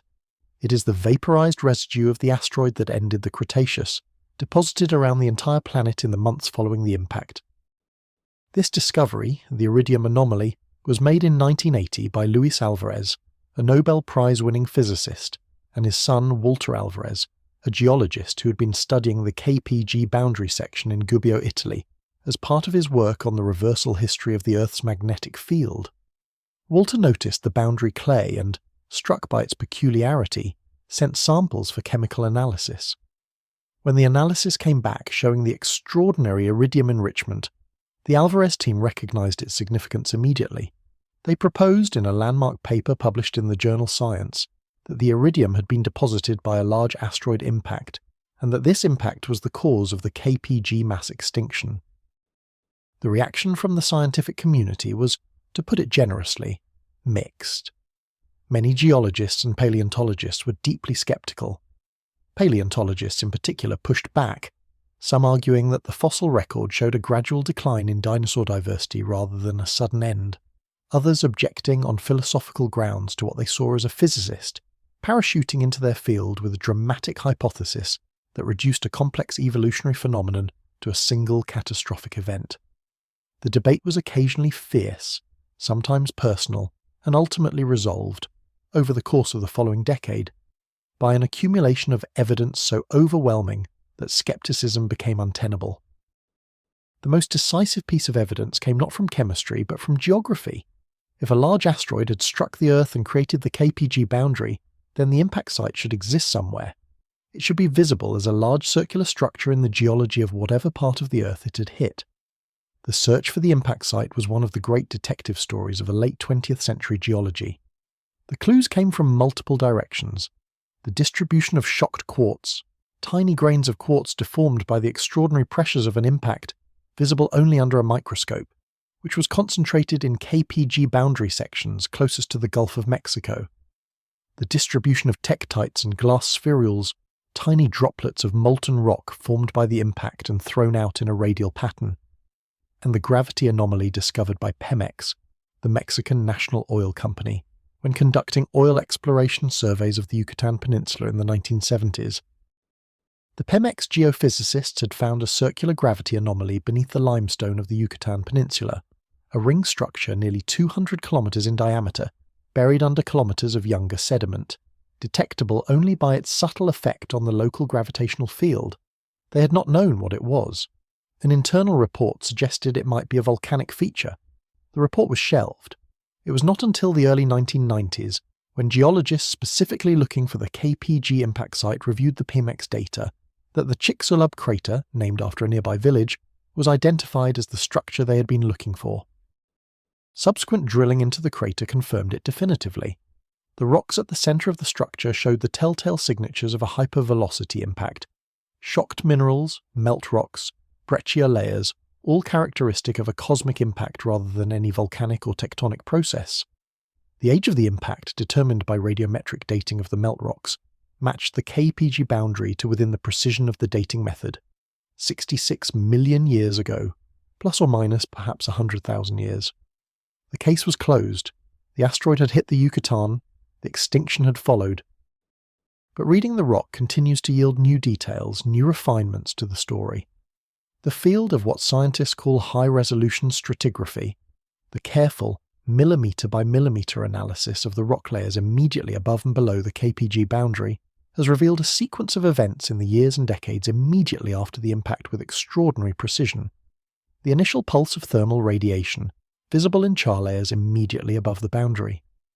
The subsequent period of impact winter, visible in the change in pollen and spore assemblages, the disappearance of tree pollen and the proliferation of fern spores, a pattern known as the fern spike, which represents the rapid colonization of devastated landscapes by fern plants, which are extraordinarily good at growing in disturbed environments. The fern spike is one of the most evocative pieces of evidence in the entire KPG story. In rock sections across the world, there is a level immediately above the KPG boundary clay where fern spores become the overwhelmingly dominant type of plant reproductive structure preserved. Not tree pollen, not flowering plant pollen, fern spores. The inference is clear: whatever vegetation existed before the impact was destroyed or severely damaged, and the first land plants to recolonize the barren ash-covered ground were ferns. Ferns, which are extraordinarily resilient, which can grow on bare rock, which can colonize volcanic wasteland within months of an eruption, which ask very little of the soil and tolerate a wide range of conditions. The ferns came back first, as they always do, before the forest can return. This pattern of the fern spike is something you see today after every major volcanic eruption.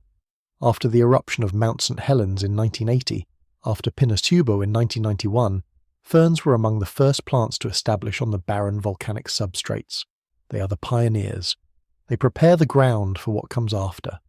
66 million years ago, they did the same thing, covered the ash-grey world of the post-impact landscape in their simple green fronds, holding the soil against erosion, fixing nutrients, providing the first thin layer of organic material on which more complex plant communities could eventually establish. The science continues to advance. In the 21st century, new techniques have allowed researchers to extract chemical information from the KPG boundary rocks with a precision that would have seemed impossible to the scientists of the 1980s. Analysis of mercury concentrations in boundary rocks, mercury being a trace element released in large quantities by volcanic eruptions, has allowed researchers to track the activity of the Deccan traps through the boundary sequence, confirming the intensification of eruptions around the time of the impact. Analysis of stable carbon isotopes through the boundary has revealed the collapse and recovery of primary productivity in the oceans. Analysis of the preservation of biological molecules in exceptionally well-preserved fossils has opened new windows into the physiology and behaviour of extinct animals.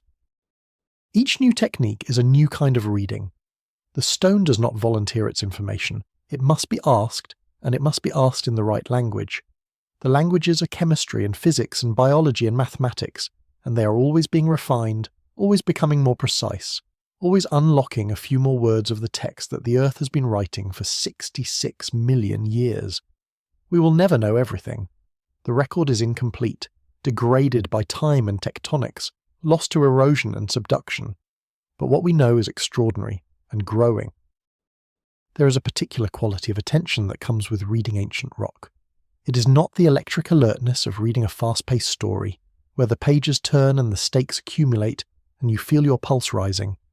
It is something slower and more meditative, closer to the attention you bring to a very old photograph or a letter written in an unfamiliar hand. The patient, careful work of decoding something that was not made for you, that was made by processes indifferent to your presence, but which nevertheless contains, if you can read it, a narrative of extraordinary scope. Walter Alvarez, in his later years, wrote about what it felt like to hold a piece of the KPG boundary rock in his hand, to know that the clay between his fingers contained the vaporized residue of the asteroid, distributed by the stratospheric winds of 66 million years ago, settled gently onto the floor of a Cretaceous sea and buried again, and compressed into stone, and then lifted by the slow contraction of the Earth's crust and exposed at a road cut in the Apennine Mountains of central Italy, where he found it one morning in the 1970s and recognized eventually what it meant. He described it as vertiginous, this sensation of holding deep time in your palm, a dizziness that was not unpleasant. You hold the world's story in your hands every day, though usually without recognizing it. The carbon in your body was forged in the nuclear furnaces of stars that died before the sun was born. The water you drink has been cycling through the Earth's hydrological system for 4 billion years. The air you breathe contains atoms that have passed through the lungs of every creature that has ever lived. You're made of deep time, woven through with history you cannot see. The stone merely makes it visible. 10,000 years is not a long time in geological terms. In the scale of the story we have been telling, 10,000 years is less than a sentence, a subordinate clause, a parenthetical remark, a number that rounds to zero in the arithmetic of deep time, and yet 10,000 years of biological time contains multitudes. 10,000 years is enough for a species to establish, diversify, and spread across a continent. It is enough for a forest to grow from bare ground to closed canopy. It is enough for the ancestors of horses to evolve from dog-sized forest browsers to something almost recognizable as a horse. 10,000 years in the Paleocene was sufficient to begin the transformation of a world scraped almost clean into something new and complex and alive in ways that the Cretaceous could not have predicted. You are 10,000 years after the impact now, the ashes gone from the surface, washed away by 10,000 years of rain and absorbed into 10,000 years of soil development. The sky is the colour a sky should be, a clear, pale blue in the early morning, deepening to a richer tone as the sun rises, clouds forming in the afternoon and moving across in the patterns that clouds always move in. The sun is fully there again. Not at the full intensity of the pre-impact Cretaceous, not yet. The climate has not yet stabilised at its new equilibrium, and the world is cooler than it was before, but present, generous, reliable. The ferns have been there for 9,000 of these 10,000 years, and now the forest is growing back through them. The early Paleocene forest is not the forest you watched at the beginning of this story. It is a different thing, not a return but a new beginning, built from what the extinction left behind.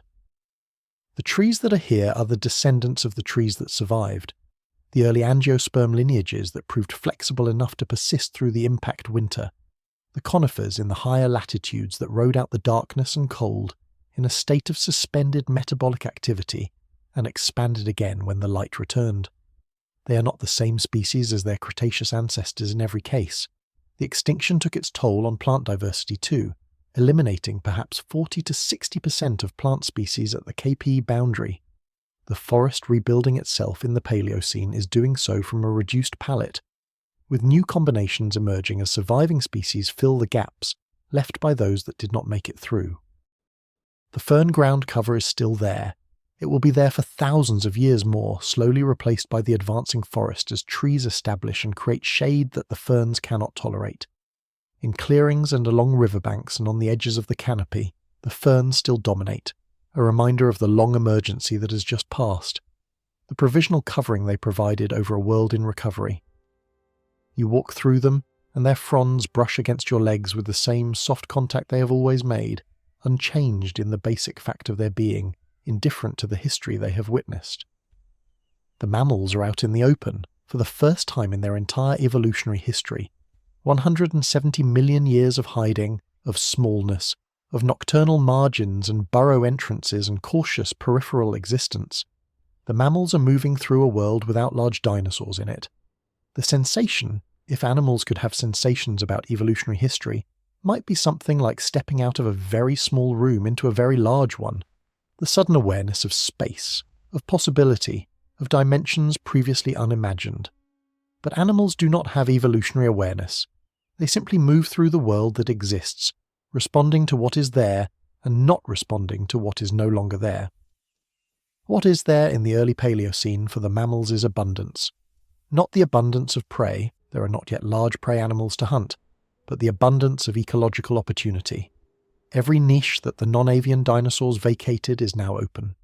The large herbivore role, which Triceratops and hadrosaurs and sauropods filled for 170 million years, open. The large predator role, which Tyrannosaurus and its relatives filled, open. The arboreal browsing role, open. The aquatic grazing role, open. Every large body-size niche in every habitat, open. And the mammals, freed from the evolutionary constraints of 170 million years of competition with animals that were simply too large and too well established to challenge, begin to move into them. The process is called adaptive radiation, the rapid diversification of a lineage into multiple new ecological roles when an opportunity opens up. It is one of the most dramatic and well-documented phenomena in evolutionary biology, and the mammalian adaptive radiation of the Paleocene and Eocene is perhaps the most consequential in Earth's history. Within 10 million years of the Capeg boundary, mammals had evolved into forms filling every major ecological role on land. Proto-carnivores, proto-herbivores, arboreal specialists, semi-aquatic forms, burrowing specialists, and flying forms. Within 20 million years, the ancestors of most modern mammalian orders were recognizable in the fossil record. The mammals getting larger is perhaps the most visible aspect of this radiation. The first Paleocene mammals were still small, The immediate post-extinction survivors were modest animals, not much change from their Cretaceous ancestors in basic size. But within the first 5 million years of the Paleocene, mammals were already reaching the size of sheep and goats. Within 10 million years, some were the size of large cattle. The body size barrier that the dinosaurs' presence had maintained for 170 million years was gone, and the mammals filled the new size range with something approaching evolutionary enthusiasm. The early large mammals are unfamiliar creatures. Unlike anything in the modern world or the Cretaceous world, they are experimentations, the evolutionary equivalent of early drafts, shapes that will not persist but that represent the first attempts to fill the large body-sized niches with mammalian biology. Creatures like Pantolambda, a largish omnivore with flat teeth and a rather ponderous build. Creatures like Taeniolabis, a rodent-like form that reached the size of a beaver and was among the largest mammals of the early Paleocene. These are not the charismatic megafauna of later epochs. They are the rough sketches from which the later, more refined forms will be derived. The birds, the surviving avian dinosaurs, are also diversifying rapidly. In the absence of most other medium and large-sized land animals, the birds have access to body size ranges that were not available to them in the Cretaceous. Some early Paleocene birds were large, ground-dwelling forms, filling the medium herbivore niche with surprising effectiveness. The gastornids, enormous flightless birds with massive, powerful beaks, appear in the fossil record within a few million years of the KP boundary, filling an ecological role broadly analogous to the medium-sized ornithischians that no longer existed. They are, in the most literal biological sense, still dinosaurs, the continuation of the dinosaurian lineage through its surviving avian branch. The rivers of the Paleocene still flow through landscapes that are recovering their vegetation.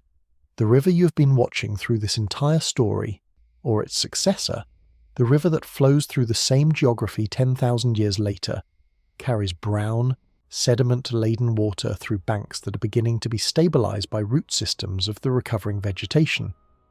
The crocodilians are still in the shallows, virtually unchanged from their Cretaceous forms, watching the opposite bank with the same patient, ancient eyes. They have watched the Cretaceous world end. They are watching the Paleocene world begin.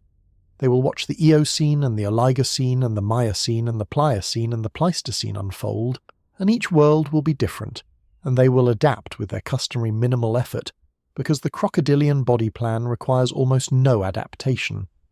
It was already perfected long ago. The turtles are still on the mudflats in the morning sun. The frogs are still calling from the pond margins as evening comes. The snakes are still in the undergrowth, hunting the small warm-blooded mammals that now scurry openly through a world from which their greatest threat has been removed. The insects are coming back in their billions, or more precisely, they never truly left, but their populations are recovering toward the densities of the Cretaceous, filling the air again with their collective humming. The world is not empty. It was never empty, even at its lowest point after the impact. Life is extraordinarily difficult to remove entirely from a planet that has been generating it for 4 billion years. You can disrupt it, you can reduce it, you can eliminate whole categories of it. But the basic engine of life, the photosynthesis into carbon into food chain engine, the bacteria into nutrient cycle, the water through air into soil cycle, that engine did not stop. It slowed. It stuttered. It sputtered and gasped and ran at reduced capacity for a difficult few years, and then it came back. There is a particular quality of light in the early morning of the Paleocene that is different from the Cretaceous mornings you have spent in this story. It is a cooler light. The global temperature has dropped a few degrees from the Cretaceous maximum and has not yet stabilized at whatever the Paleocene equilibrium will turn out to be, and it falls on a landscape that is greener in some ways and greyer in others, still marked by the absence of the great herbivores that once kept the vegetation cropped and shaped. The early Paleocene forest is denser, more tangled, less structured by the feeding of large animals, and this density has its own beauty, a closed, intimate quality, a layering of vegetation that the more open Cretaceous landscapes sometimes lacked. The small mammal that survived in its burrow through the impact winter is long dead, of course. Its individual life was brief, as the lives of small mammals always are. But its descendants are here, and they are different from it in ways that accumulate over 10,000 years of slow change. They are slightly larger, perhaps. They have slightly different tooth shapes, beginning to reflect new food sources. more seeds available in the recovering world, more different kinds of insects. Their behavior is changing too, or their descendants' behavior. The deep nocturnal caution of the Cretaceous is relaxing slowly, as the threat that maintained it disappears from the landscape. Some of them are beginning to be active in the daytime. Some of them are venturing farther from burrow entrances. The world is opening up around them, and they are, generation by generation, beginning to fill it. You watch this process from the riverbank. The light is low and golden. Truly golden now, not the pewter grey of the impact winter, not the amber of the Cretaceous peak, but a new quality of light for a new chapter of the world. A bird, a real bird, an avian dinosaur recognizably similar to some birds you might know from the world you came from, lands in a branch of a small tree on the opposite bank and begins to sing. The song is complex, repetitive, beautiful in the specific way of birdsong, not like any other music, but music nonetheless. 66 million years from now, something that descends from the small mammals currently venturing out of their burrows in the morning sun will stand in a place like this and listen to the descendants of that bird, and will feel something it will struggle to name, a recognition that goes deeper than memory, a sense of continuity across an incomprehensible span of time. The feeling will be called awe, or wonder, or gratitude, depending on the language available. It will be all three. There is a bird outside your window right now, or very close to outside your window. If not tonight, then tomorrow morning, or the morning after that. A sparrow, perhaps, or a pigeon, or a crow, or a robin. Some small feathered creature going about the unremarkable business of its day, hopping along a surface, pecking at something, making a sound that is so familiar as to have become almost invisible. It is a dinosaur. Not metaphorically, not approximately, not in some loose evolutionary sense that requires heavy qualification. It is a dinosaur. Every bird that has ever lived, every penguin and albatross and hummingbird and ostrich and the humble house sparrow on your windowsill, is a member of the clade Dinosauria. The dinosaurs did not go extinct. Their descendants are watching you from that branch. This is not a recent discovery exactly. Thomas Henry Huxley, Darwin's colleague and the foremost comparative anatomist of the Victorian era, recognized the skeletal similarities between birds and theropod dinosaurs in the 1860s, within a decade of Darwin's publication of On the Origin of Species. The fossil of Archaeopteryx, found in the Bavarian limestone of Germany in 1861, provided the physical evidence, a creature with feathers, with wings capable of some form of flight, but also with a long bony tail with clawed fingers on its wings, with a toothed jaw instead of a beak, with the unmistakable hip structure of a theropod dinosaur. Huxley saw it immediately and said so. The scientific establishment was not immediately convinced. It took another century, the century-long accumulation of fossil evidence, the development of cladistic taxonomy that could rigorously test evolutionary relationships, and above all the extraordinary paleontological discoveries in China, beginning in the 1990s, to make the bird-dinosaur connection not just plausible, but incontrovertible. The Yixian Formation of Liaoning Province in northeastern China has produced fossils of breathtaking quality and variety. Feathered dinosaurs preserved in ashfall deposits with such detail that individual feather structures, soft tissue, and even colour-producing melanosomes in some cases are preserved. These fossils revealed a lineage of feathered theropod dinosaurs stretching back through the Cretaceous and into the Jurassic, with feathers appearing first not in the context of flight, but in the context of insulation, display, and brooding of eggs, function still recognizable in modern birds. The story of the dinosaur-bird transition is not the story of a sudden transformation. It is the story of a gradual accumulation of avian features over tens of millions of years, each feature evolving for its own initial purpose, the combination of features eventually producing something capable of true powered flight. Feathers for insulation first, the simple filamentous protofeathers visible on fossils like Sinosauropteryx, a small theropod from the Yixian Formation that wore a covering of simple feather-like structures over most of its body, providing warmth. Then more complex feathers, with barbs and barbules that could lock together into a vane, suitable for display. The peacock's tail as a concept is ancient, far older than peacocks. Then asymmetric flight feathers on the forelimbs, enabling gliding. Then powered flight, somewhere in the evolutionary trajectory that leads from Archaeopteryx to the birds of the modern world. Velociraptors, The famous raptors of the Jurassic Park films, presented in those films as scaly-skinned animals, were in reality feathered. We know this not just from inference, but from direct evidence. Velociraptor fossils show quill knobs on the forearm bones, the same attachment points for large wing feathers that are visible on modern birds. Velociraptor could not fly. Its feathered arms were not the right shape or proportion for flight, but it was feathered. It was covered in the kind of complex structured feathers that we see on modern ground-dwelling birds like emus and cassowaries, feathers that served primarily for thermoregulation and display. It was, in the most precise biological sense, a large flightless bird, just as an ostrich is a large flightless bird, though the evolutionary trajectory that led to the ostrich went through the ability to fly and then abandoned it, while Velociraptor's lineage never quite got there. When you watch a modern bird, a chicken pecking in a barnyard, a heron standing motionless in a shallow pond, an eagle riding a thermal over a mountain ridge, you are watching the direct continuation of the dinosaurian lineage. Not a remnant, not a shadow, not a reduced echo of something greater. The birds are not lesser dinosaurs. They are the surviving branch of a lineage that has produced, in its 200 million year history, a diversity of form and function that rivals any other major animal group. They are in every ecosystem on every continent.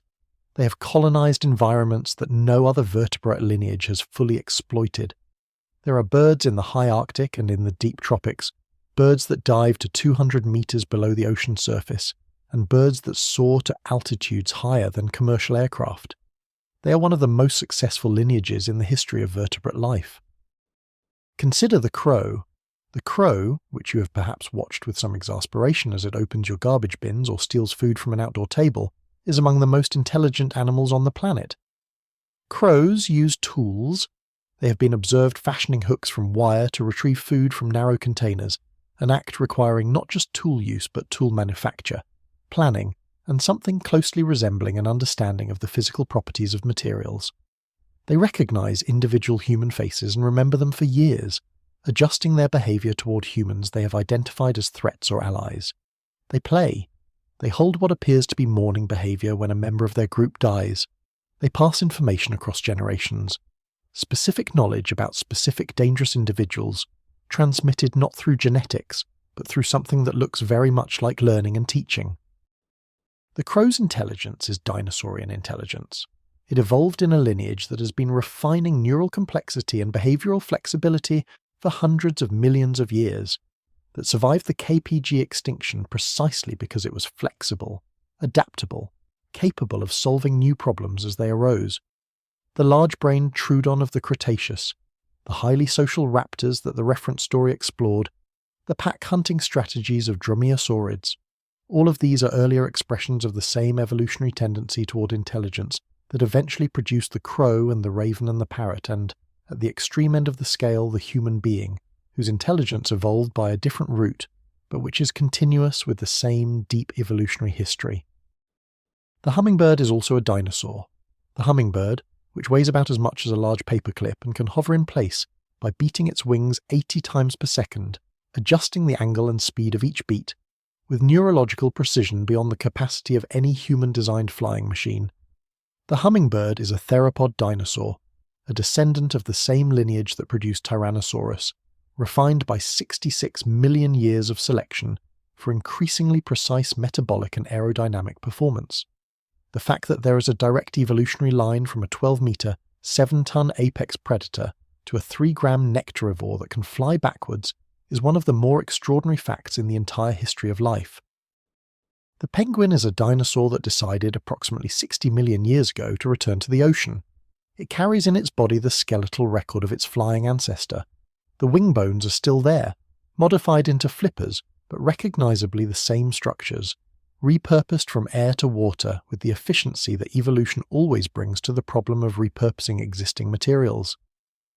The penguin swims through the Antarctic Ocean with a fluid grace that no fish can match, using the aerodynamic principles evolved for flight and applying them to hydrodynamics, because it turns out that the physics of moving efficiently through fluid media is roughly the same whether the fluid is air or water.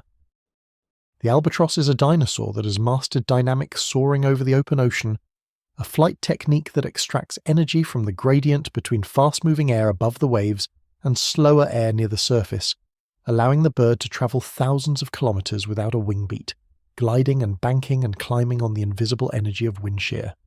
An albatross can live 70 years. It mates for life.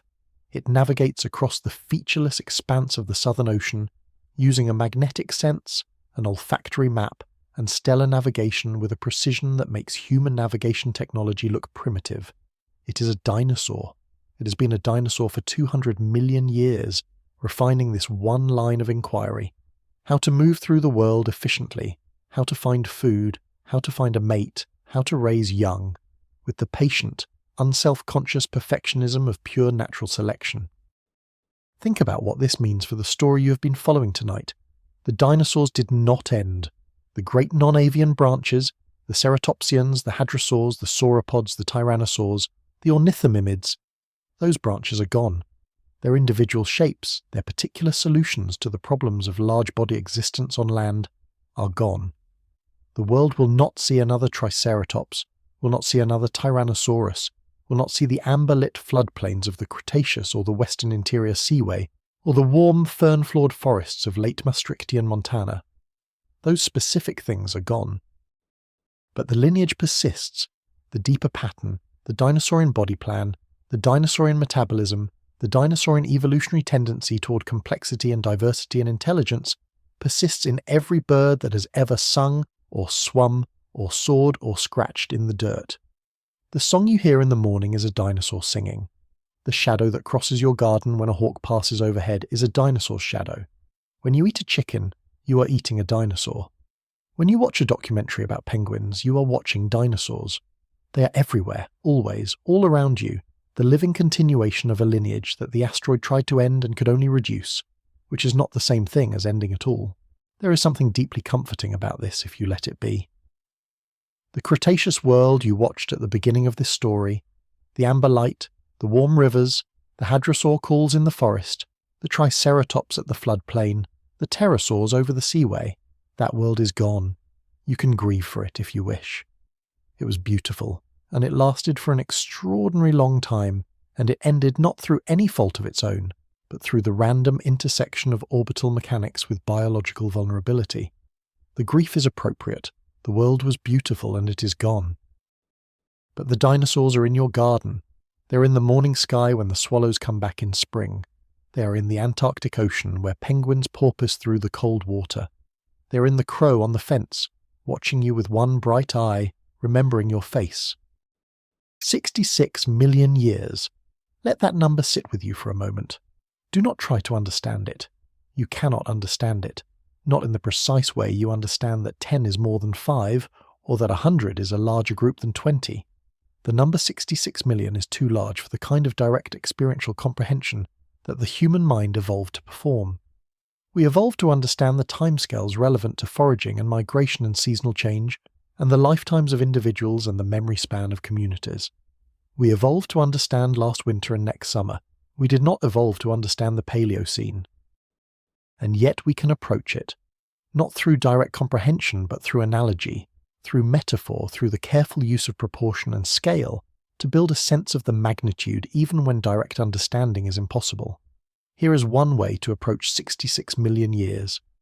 Imagine a clock face in which the entire history of complex life on Earth, 540 million years of animals, takes up the full 12 hours from midnight to midnight. On this clock, the dinosaurs appear at about 10 in the morning and disappear at about 5 minutes before midnight. The KPG boundary is 5 minutes before midnight. All of human civilization, from the first cities of Mesopotamia to this moment right now you reading this, takes up the last eighth of a second before the clock strikes 12. We are extraordinarily brief, not in a depressing way, but in a way that should produce something like awe. The recognition that the world existed completely, fully, richly, for an incomprehensible duration before we arrived, and will continue to exist for an incomprehensible duration after we're gone, and that our moment in it, however brief, is still a moment in the same ongoing story. The matter that makes up your body has been part of that story since the beginning. The water you breathe out has been through the Cretaceous rivers. The carbon in your bones has been in dinosaur bones. You are part of the continuity. You're not separate from deep time. You're made of it. the 66 million years since the Cape Age boundary have not been quiet.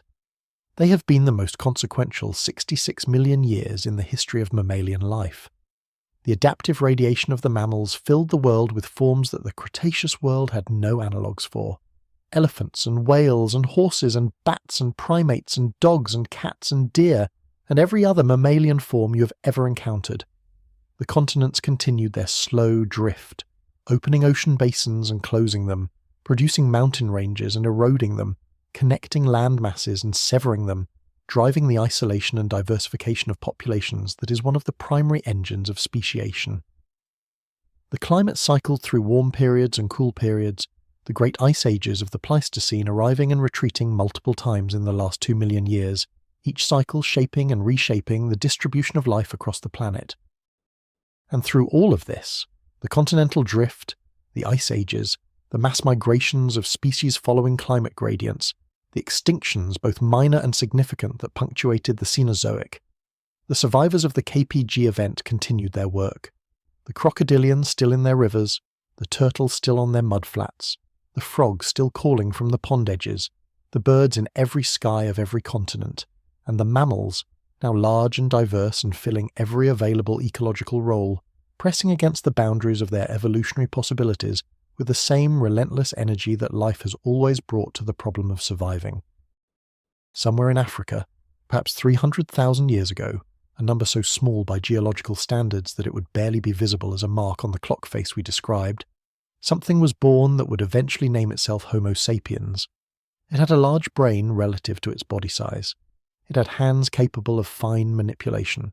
It had language, complex, symbolic, syntactic language that allowed it to store and transmit information far beyond the capacity of any other communication system that had evolved in the history of life.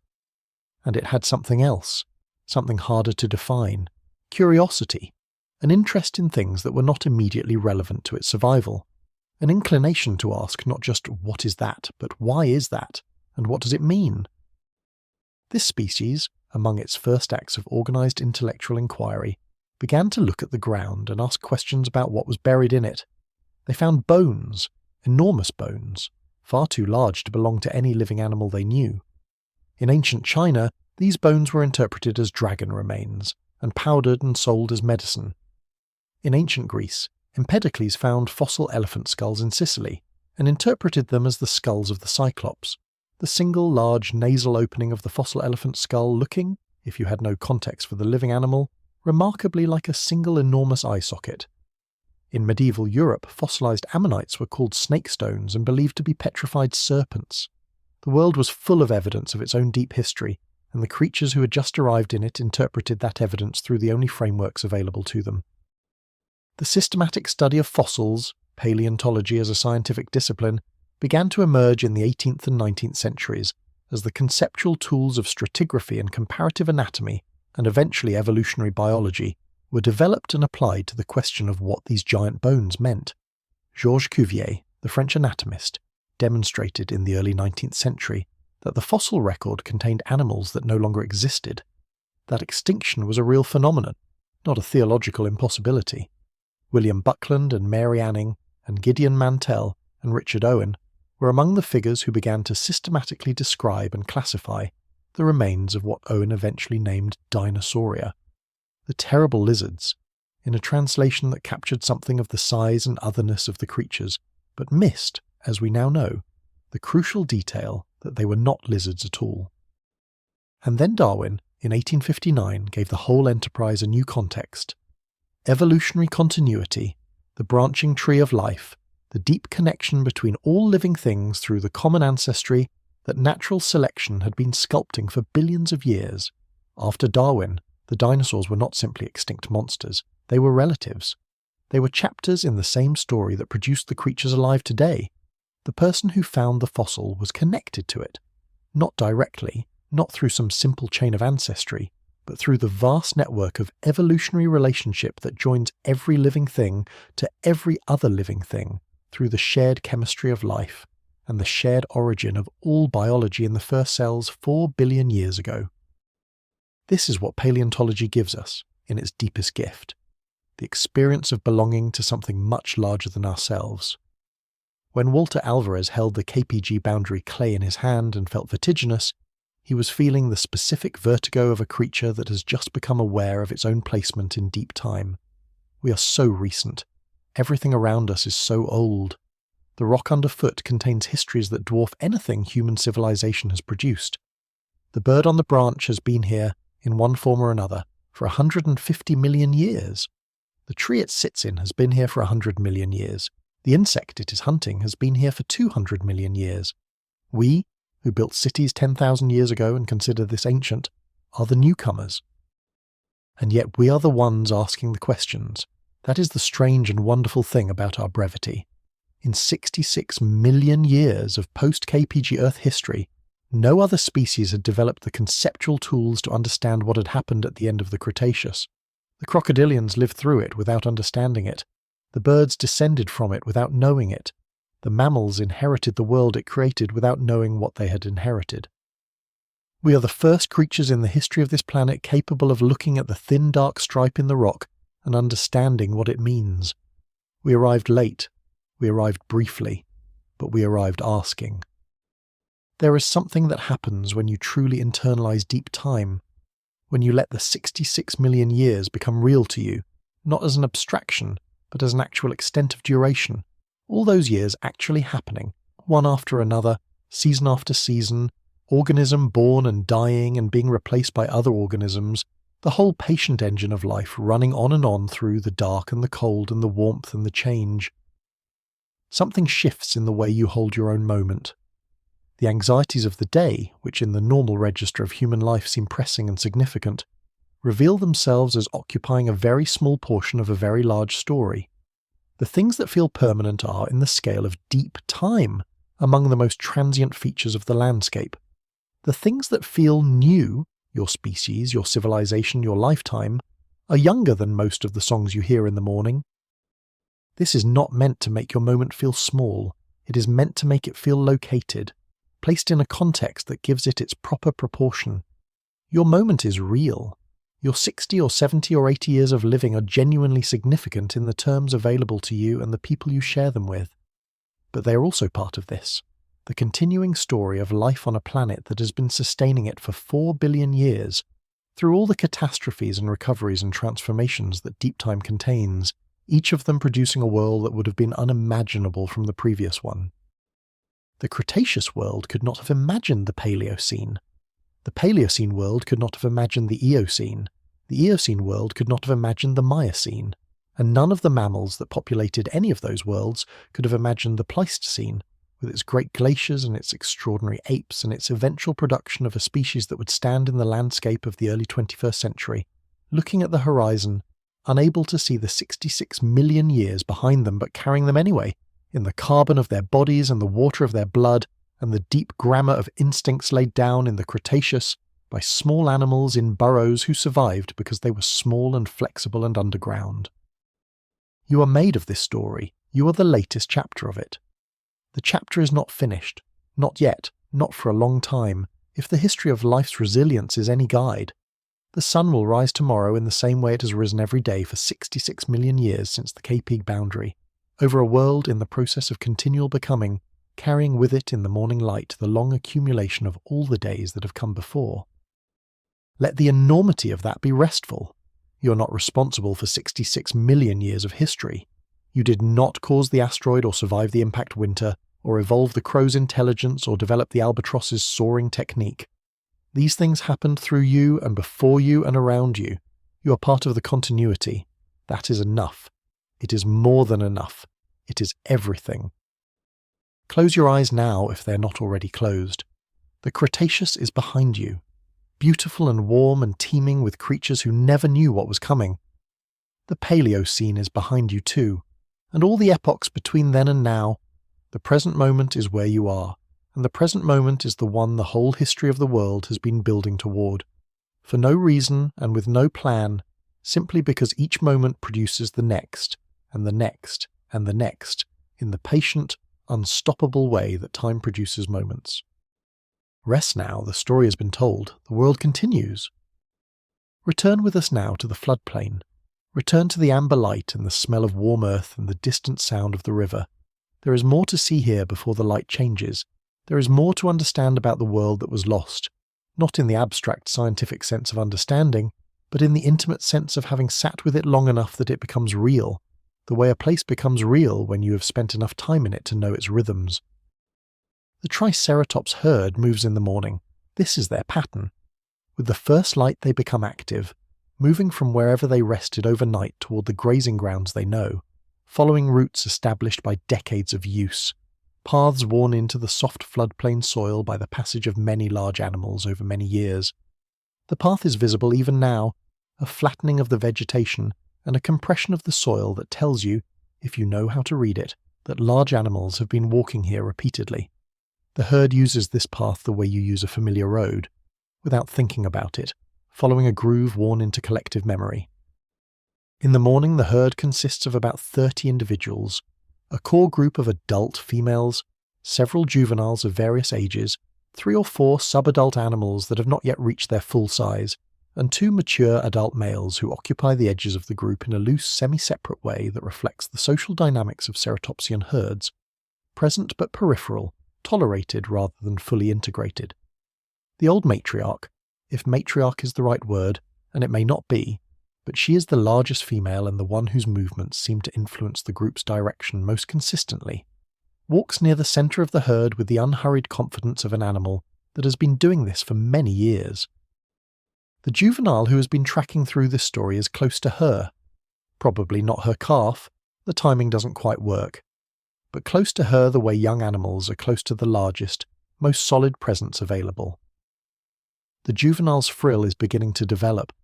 The bony projections around the skull's edge are more pronounced now than they were a few months ago, and there is the faintest suggestion of colour in the skin of the frill, a mottling of pale orange and rust that will, in a few years, develop into the full, vivid display coloration of the adult. Right now it looks like a watercolour not quite finished, the colours present but not saturated, a suggestion of what is coming. The herd feeds for 3 or 4 hours in the morning. The cropping motion of the beaked jaws is almost hypnotic to watch. The head lowers, the beak closes on a stem of vegetation, the neck muscles contract and the head rises, and the jaw apparatus moves into its grinding cycle, the hundreds of interlocking teeth working the plant material into paste before swallowing. The sound of a large herd of Triceratops feeding is a complex one. The tearing of vegetation, the grinding of teeth, the occasional shuffle of feet, the low vocalizations that pass between animals in a register too low for human hearing, to catch fully but clearly audible to the animals themselves. The adult females are the most active in their feeding. They have the nutritional demands of large bodies and, for those that have recently calved, the additional metabolic cost of producing milk, though the mechanics of Triceratops lactation are not fully understood, and we give it this name with some uncertainty. The subadults compete with each other in a constant low-level way for the best feeding spots, the most nutritious plants, the areas with the least competition, using their developing horns in pushing contests that are vigorous but not destructive.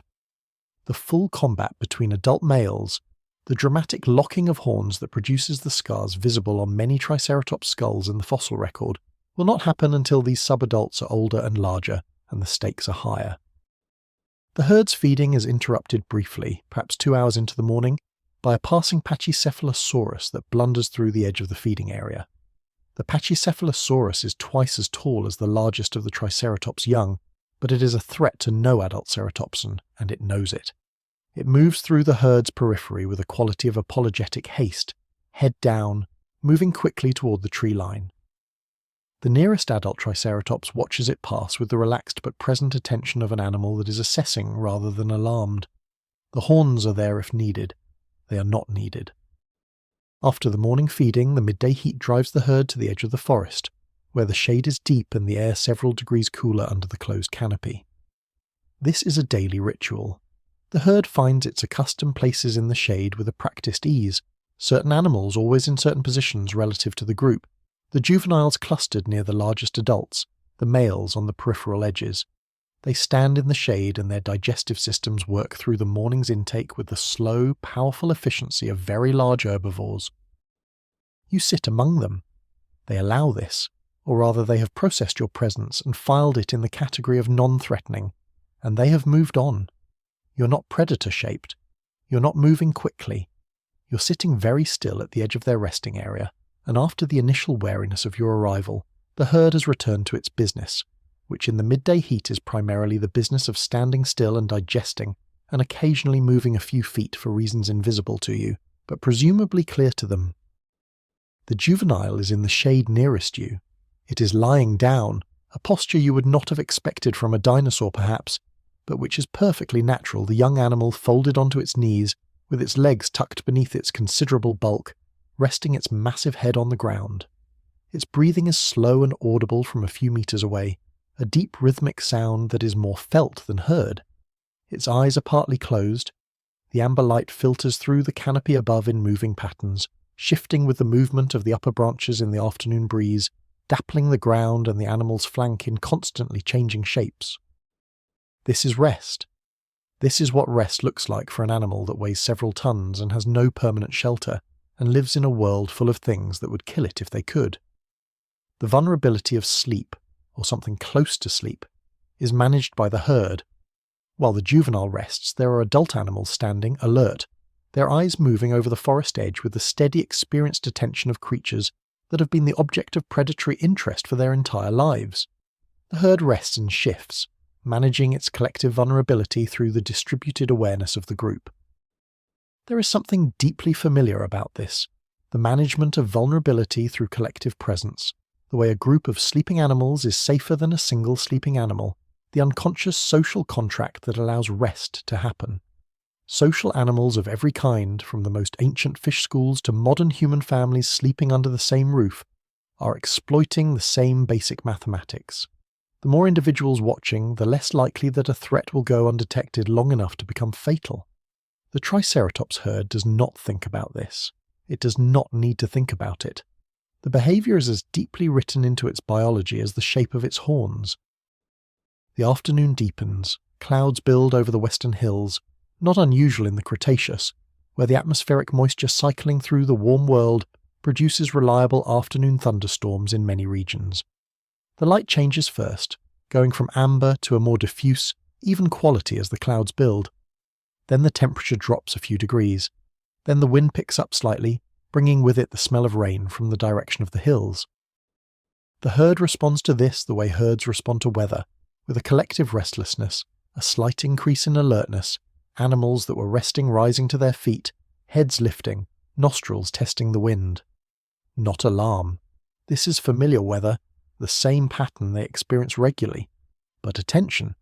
The herd begins to move, not urgently, more adrift than a march, toward the lower ground near the river, where the tree cover is denser, and the rain, when it comes, will be partially intercepted by the canopy. The juvenile moves with the herd.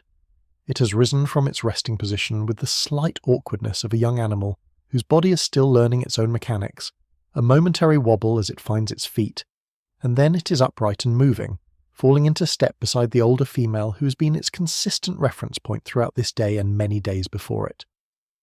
The herd moves through the late afternoon forest, with the soft percussion of many large feet on soft ground, the occasional crack of a branch brushed by a frill, the low rumble of vocalizations passing between animals as the group organizes its movement.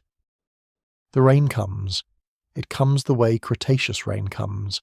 Suddenly, completely, a wall of warm water falling through the forest canopy in a continuous roar, finding its way through the leaves and branches to the ground, in heavy drops that are themselves small streams where they hit the ground. The herd slows its movement and stands in the rain with the equanimity of animals that have been rained on many times and know that the rain ends. The juvenile stands close to the older female. The rain falls on both of them equally, running off the smooth scutes of their skin in streams that channel along their flanks and drip from the points of their horns. The rain is warm, it is Cretaceous rain, falling through Cretaceous air, on Cretaceous animals in a Cretaceous forest. It does not know that it is part of a world that is ending. The water molecules that make up this rain have been cycling through the Earth's hydrological system for billions of years, and they will continue to cycle for billions of years after the Cretaceous is gone, after the Paleocene, after the Eocene, after the Miocene, after the Pleistocene, after everything. They will fall as rain on the Rocky Mountains when the Rocky Mountains are being built. They will fall as snow on the Pleistocene glaciers. They will fall tonight if you let them, on the roof above your head, making the sound that rain always makes on a roof. That irregular, persistent, deeply restful percussion that has been the sound of rain falling on the shelters of living things for as long as living things have had shelters. Listen for it. Even if it is not raining tonight, you can hear it in memory, in the way sound lives in the body long after it has passed. The rain on the forest, the breathing of the herd, the amber light, now grey with rain, filtering through the damaged canopy. The juvenile Triceratops close to the older female's flank, both of them still, both of them present, both of them entirely within the moment, carrying no knowledge of what is coming and needing none. Let that stillness find you now. Let the rain and the forest and the ancient, warm-breathing world come to rest in the space behind your eyes. While the Triceratops herd rests in the rain, and the hadrosaurs call to each other through the afternoon forest, another world is happening beneath the surface of the Western Interior Seaway. Another world is always happening beneath every surface of water, a world with its own complexity and beauty and its own relationship to the sky above, a world that processes the events of the atmosphere in its own way and at its own pace. The Western Interior Seaway in the Late Cretaceous is a shallow, warm body of water, perhaps 200 to 300 meters at its deepest and far shallower over most of its extent. It is extraordinarily productive. Warm, shallow seas are among the most biologically rich environments on the planet, their productivity fueled by the nutrients churned up from the bottom by tides and currents and the photosynthetic activity of the phytoplankton that blanket the surface layers. The seaway is teeming. Beneath the surface, the water is green with phytoplankton, the tiny photosynthesizing organisms that are the foundation of the entire marine food web. They're extraordinarily small, most of them invisible to the naked eye, but together they produce a visible effect. The water's colour, the green-tinged brightness of the shallow sea that changes character with depth, the gradual transition from the bright upper layers where sunlight penetrates to the darker, cooler water below. These organisms are so numerous, their photosynthetic activity so total, that they produce a significant fraction of the world's oxygen. They have been doing this since the Precambrian. They are one of the most ancient and fundamental biological processes on the planet. Moving through the phytoplankton bloom, feeding on it and on the zooplankton that in turn feed on it, are fish of extraordinary variety. Giant schooling fish, relatives of modern tarpon and herrings, move through the upper layers in schools so dense that from above they look like moving shadows on the water's surface.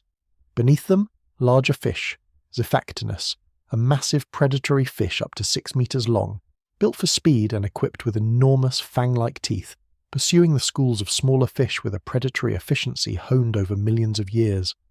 The Zephactinus is a contradiction, a very large fish that moves very fast, a predator of the open water that catches its prey through speed rather than ambush. And the ammonites. The ammonites are everywhere in the Cretaceous seas, in their thousands of species and their enormous range of sizes, from creatures smaller than a coin to forms reaching several meters in diameter. They are cephalopods, relatives of the modern nautilus, the octopus and the squid, and they have been diversifying and specializing in the world's oceans since the Devonian, 400 million years ago. Their shells, coiled in the most familiar forms, but also straight and curved and irregular in the more derived lineages, are among the most beautiful structures ever produced by biological processes, their inner geometry a natural expression of logarithmic spirals and chambered architecture. The ammonite moves through the water by jet propulsion, drawing water into its mantle cavity and expelling it to drive itself forward, the same mechanism used by its modern relatives. It controls its buoyancy through the gas-filled chambers of its shell, adjusting the ratio of gas to fluid to move up or down in the water column. Its eyes, large, well-developed eyes, capable of resolving detail in the dim underwater light, scan the water around it for both prey and predators. It hunts the smaller zooplankton and small fish. It is hunted by the mosasaurs. The mosasaurs are among the most extraordinary creatures in the Cretaceous seas. They are lizards, enormous, secondarily aquatic lizards related to modern monitor lizards that returned to the sea during the Cretaceous and adapted to aquatic life with such thoroughness that they became the apex predators of the marine world. The largest mosasaurs, Genera like Mosasaurus itself and Tylosaurus reached 12 to 17 meters in length, longer than most buses, with enormous, heavily muscled bodies powered by a long tail, with a vertical fin and 4 paddle-like limbs. Their skulls were large and equipped with recurved teeth on both the maxilla and the palatine bones, giving them a double row of tooth-bearing surfaces and a bite that could crush or tear with equal effectiveness.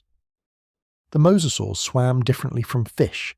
They moved in a serpentine lateral undulation, the body flexing from side to side like an eel or a sea snake, the tail providing the primary propulsive force while the paddle-like limbs were used for steering and stability.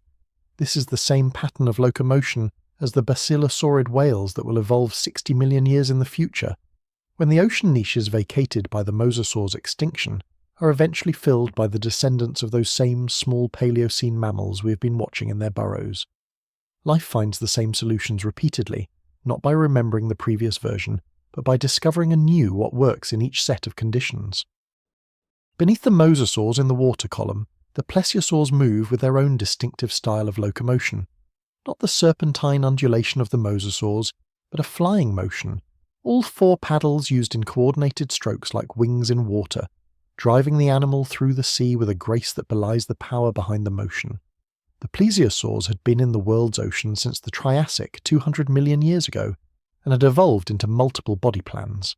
The long-necked, small-headed forms with their barrel-shaped bodies and small fish-catching teeth, and the short-necked, large-headed forms, the pliosaurs, with enormous skulls and powerful bites capable of tackling almost any prey in the Cretaceous ocean. Both groups, like the mosasaurs, were air breathers. They rose to the surface regularly to breathe, their nostrils positioned toward the back of their skulls in the long-necked forms, and their presence near the surface left them in that ambiguous zone where the marine and the atmospheric world intersect. They breathed the same air that the dinosaurs breathed on the land. When the atmospheric composition changed after the impact, the acid gases, the particulates, the temperature changes, they were breathing changed air, the same air that was killing the land plants and darkening the sky. The marine ecosystem of the Cretaceous was connected to the atmosphere in ways that would prove fatal when the atmosphere changed. The phytoplankton, the foundation of the entire food web, were photosynthesizers. They needed light. When the impact threw enough particulate matter into the atmosphere to significantly reduce the light reaching the ocean surface, the phytoplankton bloom collapsed. Not instantly. The ocean is a large reservoir and the light reduction was gradual at first, but within months of the impact, the phytoplankton productivity in the upper ocean had fallen to a small fraction of its pre-impact level. The collapse propagated up the food web with the relentless logic of trophic cascades. Less phytoplankton meant less zooplankton. Less zooplankton meant less small fish. Less small fish meant less large fish, and less ammonite. Less ammonite and less large fish meant the mosasaurs and plesiosaurs were competing for a rapidly diminishing food supply, in a world that was also changing their thermal environment. The ocean was cooling as the impact winter lowered temperatures globally, and these large predators, while probably at least partially endothermic, required warm water to function optimally. The ammonites, so ancient, so diverse, so beautiful in their coiled complexity, did not survive the KP event. After 330 million years in the world's oceans, after surviving every prior mass extinction, after diversifying into forms of extraordinary variety, the ammonites ended at the KPG boundary. Every species, every lineage, every coiled shell and straight orthocone and uncoiled heteromorph, gone. The nautiluses survived. They were deeper water animals, less dependent on the near-surface productivity that collapsed, and their slow metabolism and ability to scavenge made them resilient to temporary food scarcity. But the ammonites, for reasons that are still not entirely clear, did not. The mosasaurs ended too. The plesiosaurs ended. The great predators of the Cretaceous seas, the apex of 100 million years of marine reptile evolution, vanished at the KPG boundary as completely as the non-avian dinosaurs vanished on land.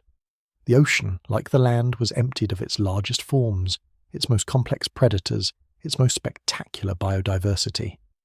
The post-KPG ocean was not empty. Sharks survived, bony fish survived, marine crocodilians survived, sea turtles survived, the cephalopod relatives of the ammonites survived in the form of the nautiloids. But the great marine reptiles were gone, and the ocean they had dominated was a changed and diminished place. You look out across the surface of the western interior seaway from the low cliff above its eastern shore, watching the afternoon sunlight play across the water in the way sunlight has always played across water, unchanged in this one quality despite everything else that is changing. The ammonites are down there right now in their millions, tracing their spiral patterns through the green water without knowledge of what is coming. The mosasaur cuts through the deep channel somewhere offshore, its massive tail driving it forward. The plesiosaur surfaces to breathe, sending a spray of water into the warm air. They're here now. They're completely here now. The Cretaceous Sea is full of them, full of their millions of years of evolved perfection, full of their beauty. Let that be what you hold. Not the ending, but the fullness of the world before it. The ammonites in their infinite spirals, the mosasaur in its deep water, the warm sea under the amber sky, complete and teeming and wholly itself, on the last afternoon of an ordinary day in a world that did not know it was ending. The surface of the seaway catches the last of the afternoon sun. The water holds the light for a moment after the light has moved on. Then the first stars appear in the east, and the water darkens, and the Cretaceous night begins. In the weeks immediately after the impact, the world is quiet. Not silent, never truly silent, because the bacteria and fungi that decompose organic matter are still working, and decomposition produces sounds too subtle for human hearing, but present nonetheless, a chemical conversation happening at the molecular level in every centimetre of soil. The rivers are still moving. The wind still moves. But the high, complex music of the Cretaceous world, the layered calls of birds and dinosaurs and insects, the constant backdrop of biological activity that filled every acoustic space, has been greatly reduced, diminished, thinned to a quieter register. The trees are standing. The large trees, the conifers, the early angiosperms, their root systems deep and their reserves of stored carbon substantial, are still structurally intact. But their canopies are damaged. Leaves burned by the initial thermal pulse in the areas closest to the impact site, leaves coated with ash in areas further away, leaves chemically damaged by the acid rain that fell in the first weeks after the impact. Many trees have dropped their leaves entirely in a defensive response, pulling the nutrients back into stems and roots, entering a state of dormancy that the autumn-adapted species have done before, but which is now happening in what should be the middle of the growing season.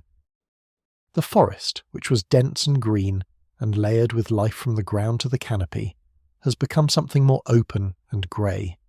You can see further between the trees. The filtered amber light that used to play through the leaves has been replaced by a more even, diffuse illumination, dimmer, colourless, the light of a world operating at reduced capacity. The fern fronds that carpeted the ground are grey with ash. The flowering plants in the clearings are bent and damaged.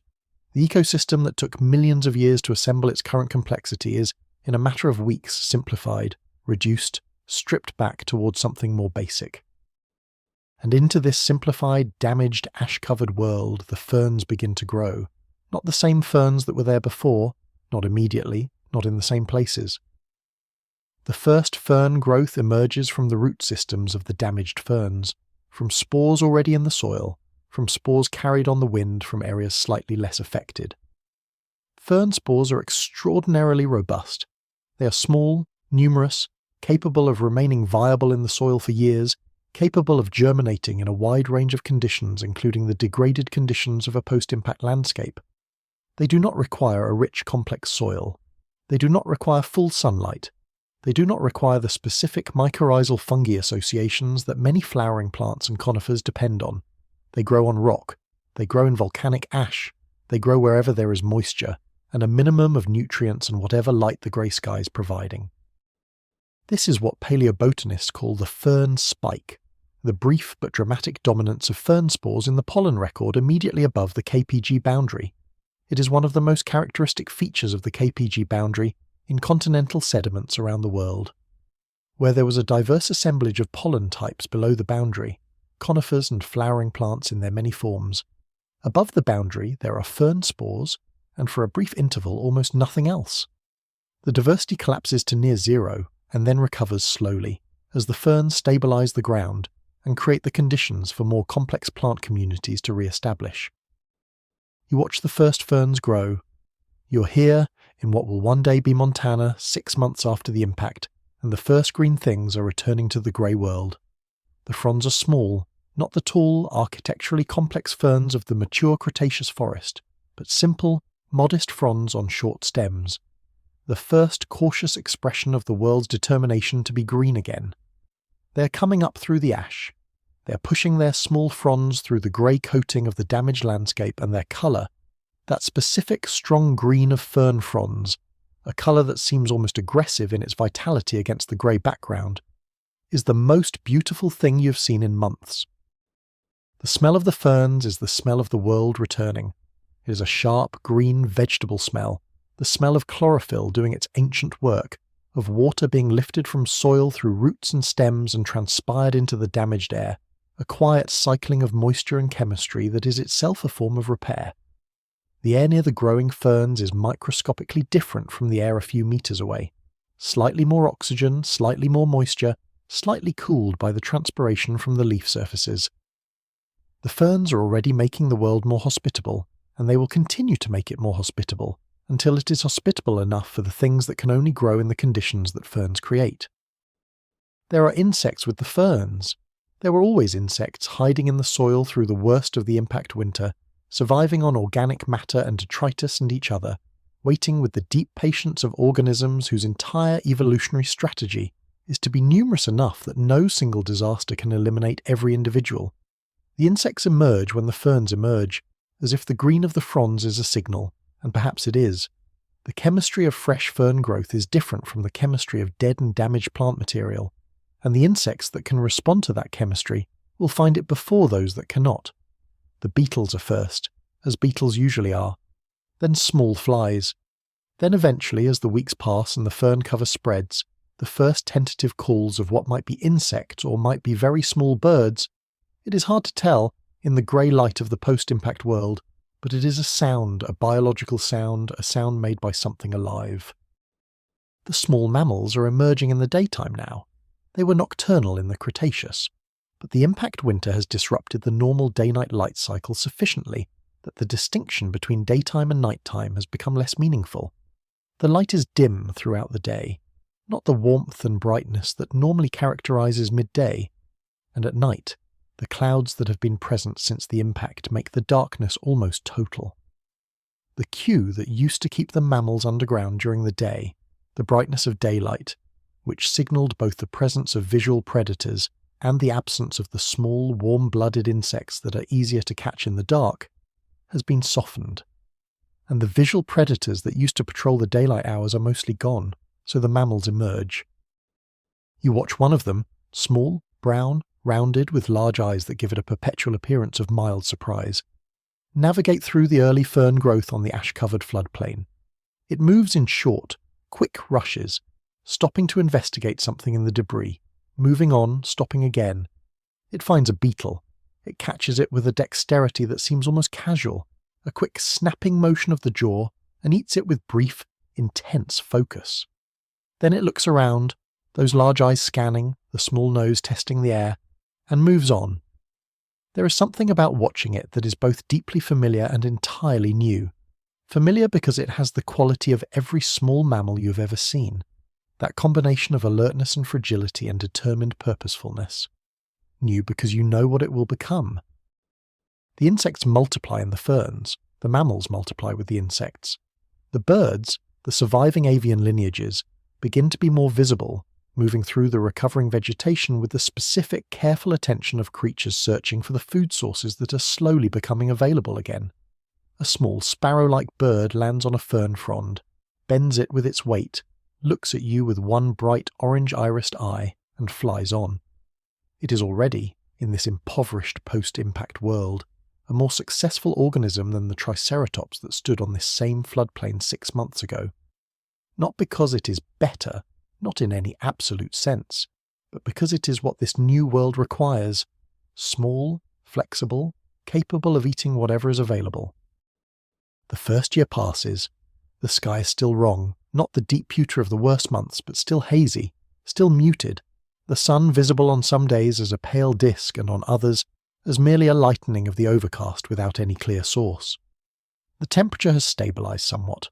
Still cooler than the Cretaceous baseline, but no longer dropping. The oceans are continuing to release their stored heat, buffering the atmospheric temperature against further dramatic cooling, and while the equilibrium is not yet reached, the direction of change has at least stabilized for now. The ferns have spread. From the river valley where you first saw them appearing, the green has advanced across the floodplain and into the damaged forest, colonizing every available surface, growing in the cracks of fallen bark and the exposed soil of eroded banks and the ash-covered clearings.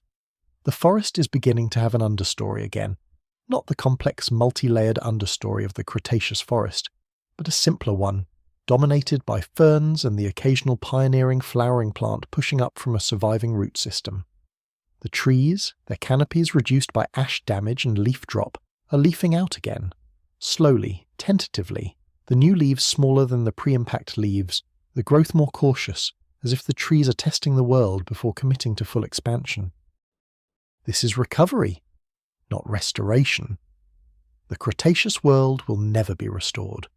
The species that are gone permanently, their genetic information dispersed by the entropy that governs the dissolution of organisms after death, unavailable for reconstruction.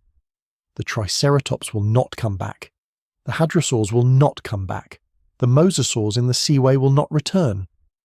What will come back, what is coming back, right now, in the grey light of the first post-impact years, is life itself, the process, the engine, the basic drive toward photosynthesis and consumption and reproduction that has never in 4 billion years been stopped for long.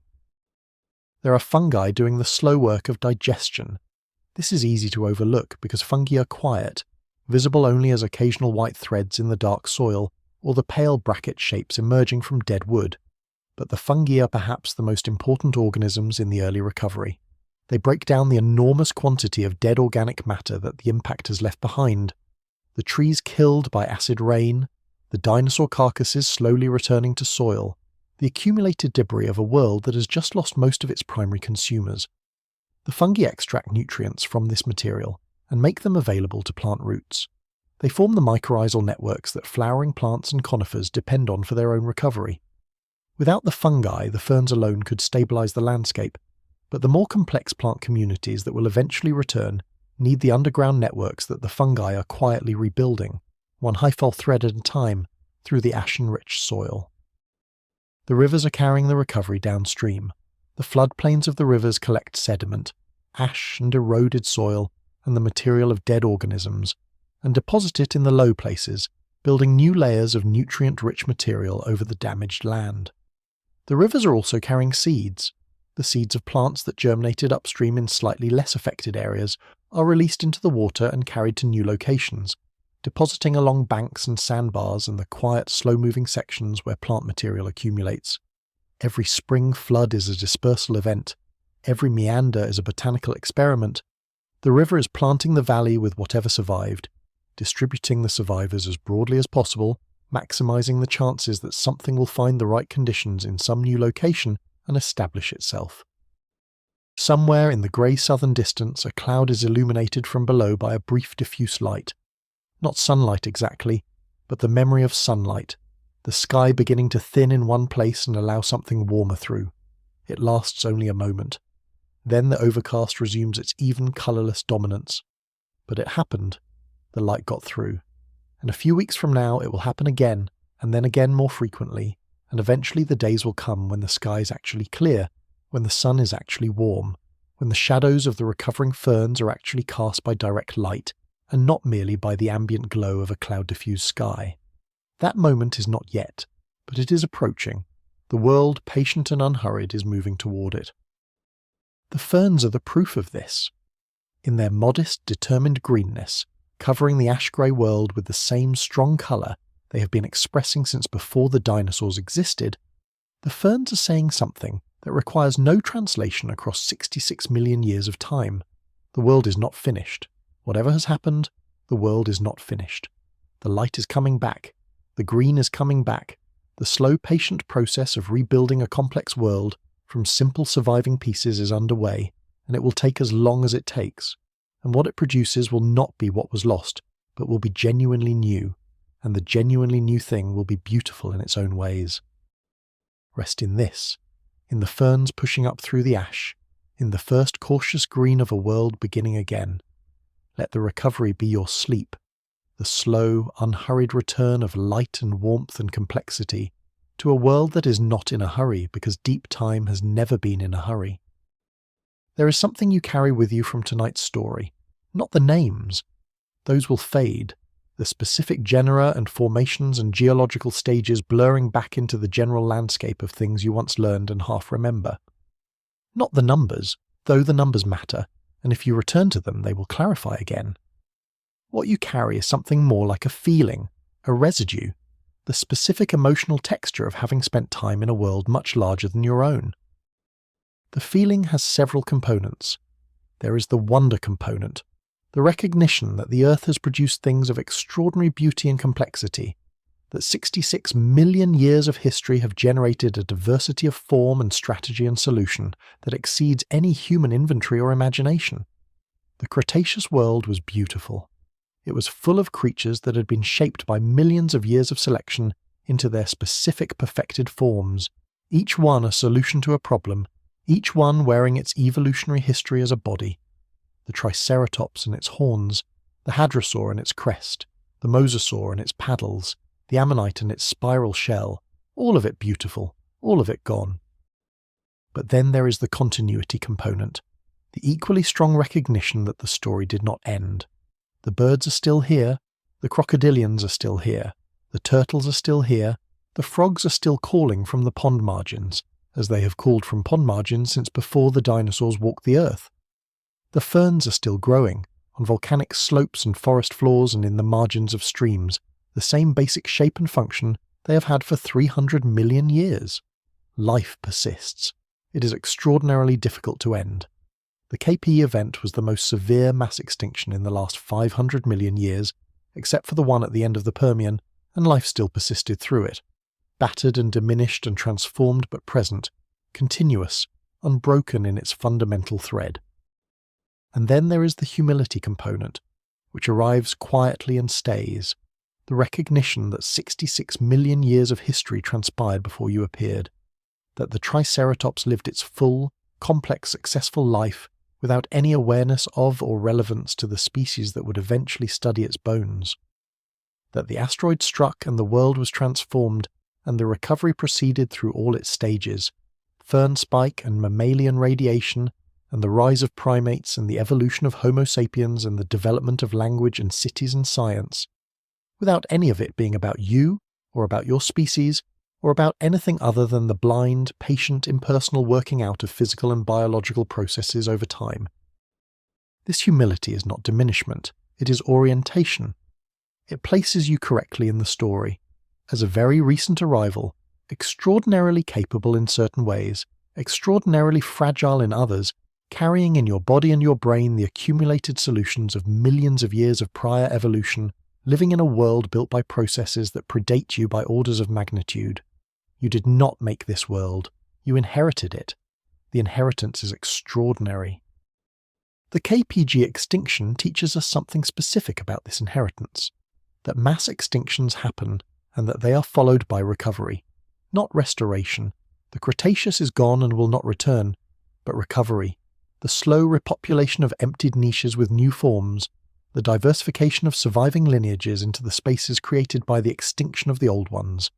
The recovery is never quick by human standards.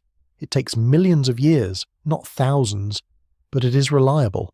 Life recovers, the Earth recovers. The question of whether the specific forms of life that we value, the biodiversity we are currently disrupting, can be allowed to recover, and what timescales that recovery would require and what would fill the niches we're emptying, is a question we are now in the process of answering by our actions. But that is a question for daylight hours. For tonight, for this hour, for the specific kind of attention that comes in the space between waking and sleep, the lesson is different. The lesson is, the world is much older and much more persistent than any threat it faces. The lesson is, what looks like an ending is often a transformation.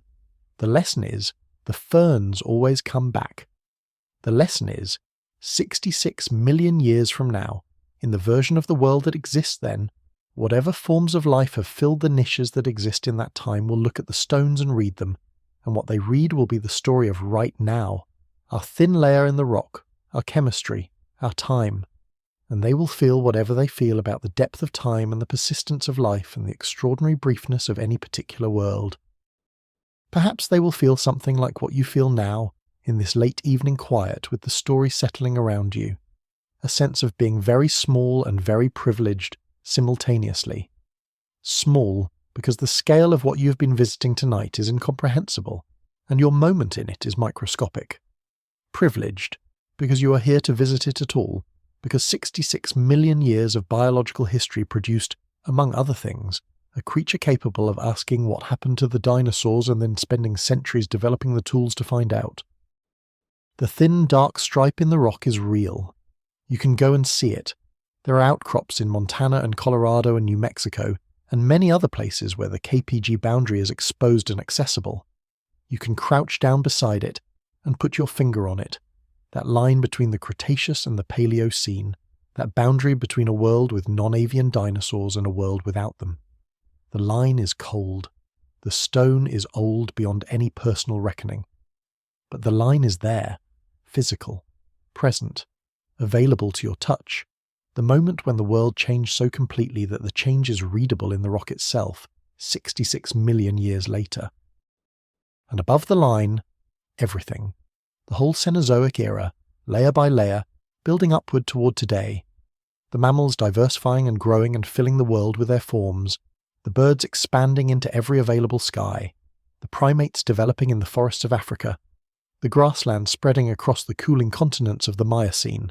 The ice ages of the Pleistocene sculpting the landscape into the geography you recognize. And then the thin upper layer, the very recent rock, the one that contains in its chemistry the traces of agriculture and industry and all the other signatures of the species that has been here for 300,000 years and writing down its history for the last 5,000. We are in the rock too now. We are being deposited layer by layer, our chemistry and our structures accumulating in the sediment. Our plastics are in the ocean sediment. Our carbon is in the atmosphere and the deep water. Our nitrogen, from the fertilizers we use to grow our food, is in the groundwater and the lake sediments. The rock 66 million years from now will contain a thin layer that marks our presence, the way the KPG boundary marks the impact. What that layer will mean to whoever reads it, whether it will be a story of transition or of a different kind of ending, whether the Cenozoic recovers from its current disruption, the way the Cretaceous recovered from the impact, is the question we are answering by our choices right now, in the geological instant of our presence on this extraordinarily old and patient world. But the world is patient. That, above everything else, is what tonight's story teaches. The world is patient in a way that nothing human is patient, in a way that makes human impatience look, from the perspective of deep time, like a very brief agitation in a very deep stillness. The rock does not hurry.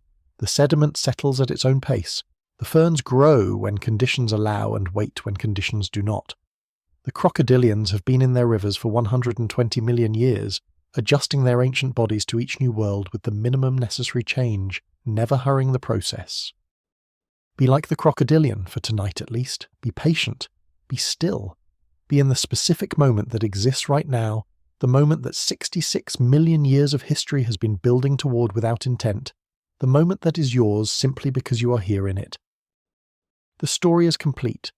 The Cretaceous has ended and the world has been rebuilt and the birds are singing in the morning tree and the ferns are green on the volcanic slope and the 66 million years of deep time are all behind you, laid down in patient layers, waiting in the rock.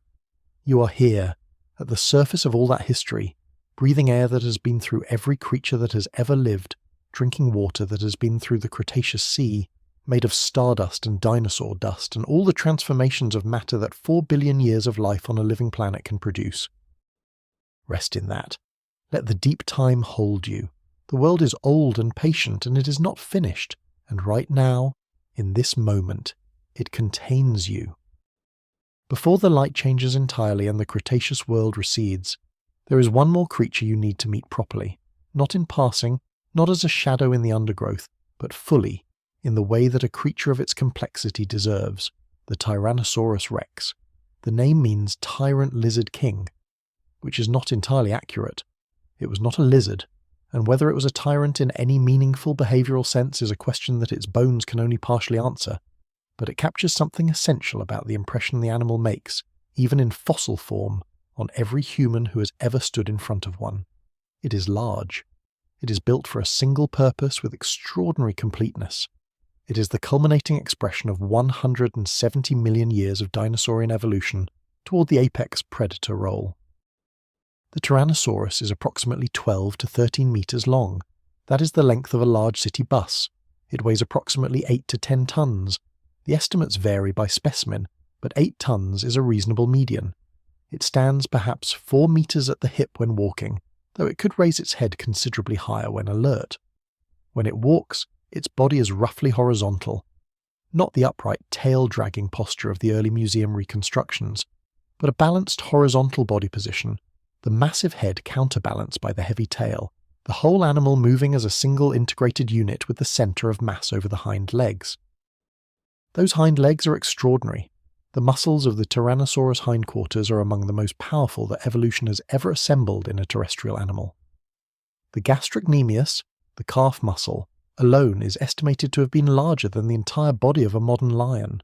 The femur is thick and dense, built to transmit the force generated by those muscles into forward motion without fracturing.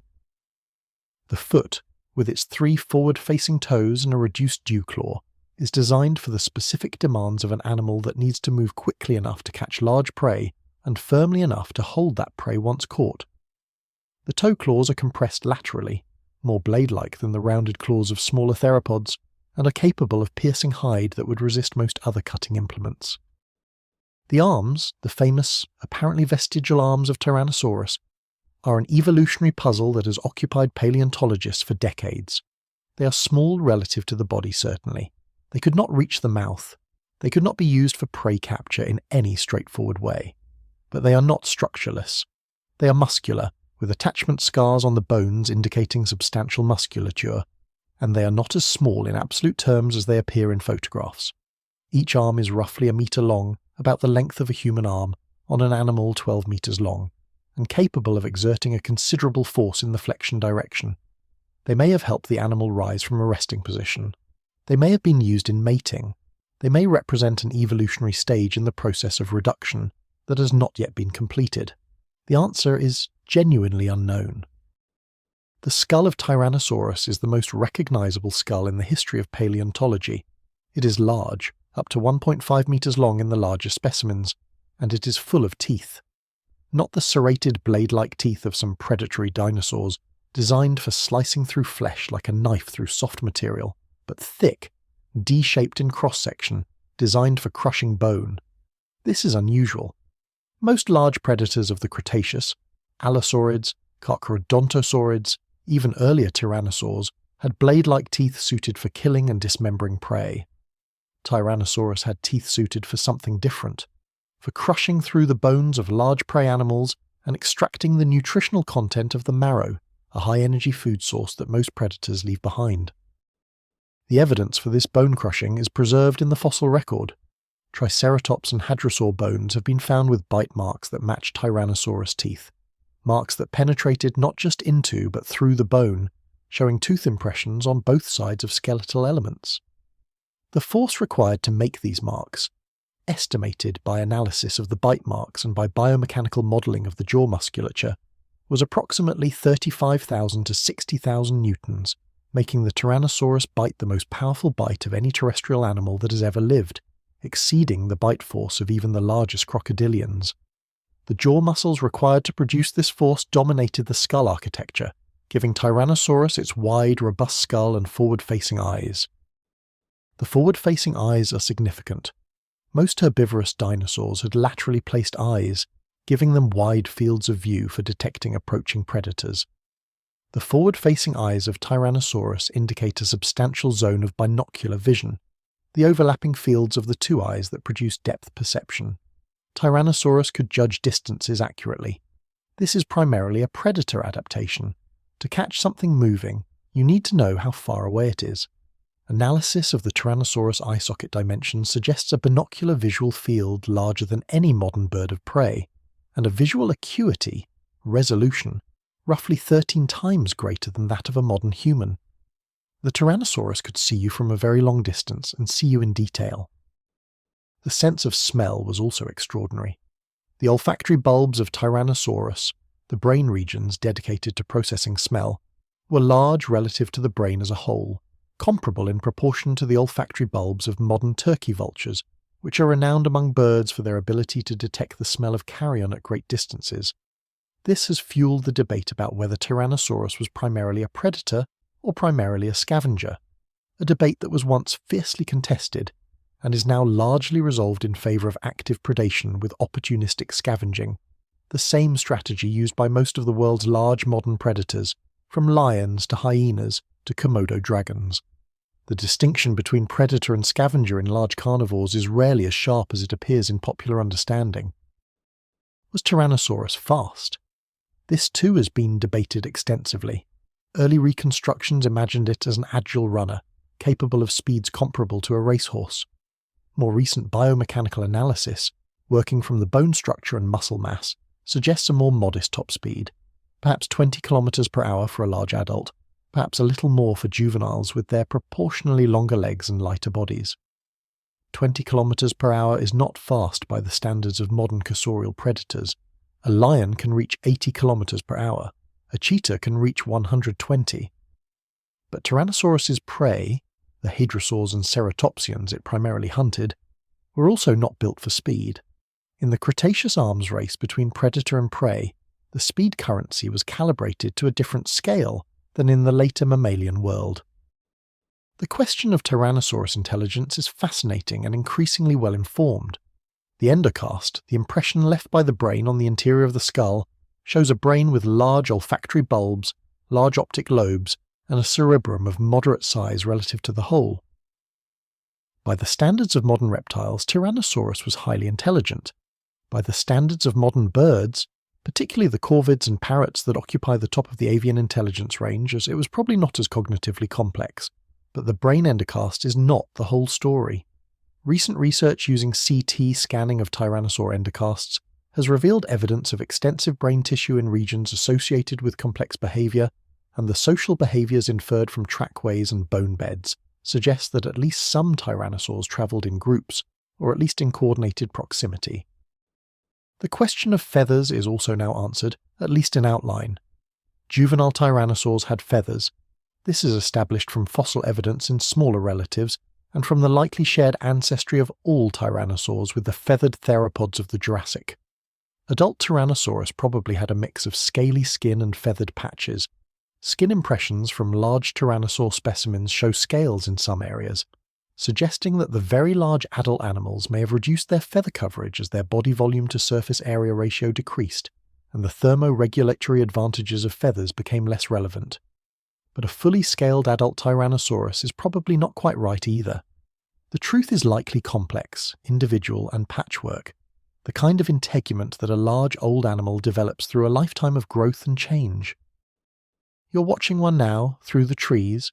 It has moved into the open for a moment, into the clearing where the afternoon sun falls on the floodplain, and in the full light it is different from the shadows. The coloration of its skin in the areas not covered by feathers is a dark reddish-brown, banded with darker stripes along the flanks. The feathers, present in tufts along the spine and across the dorsal surface of the head, are darker still, nearly black in the direct sun.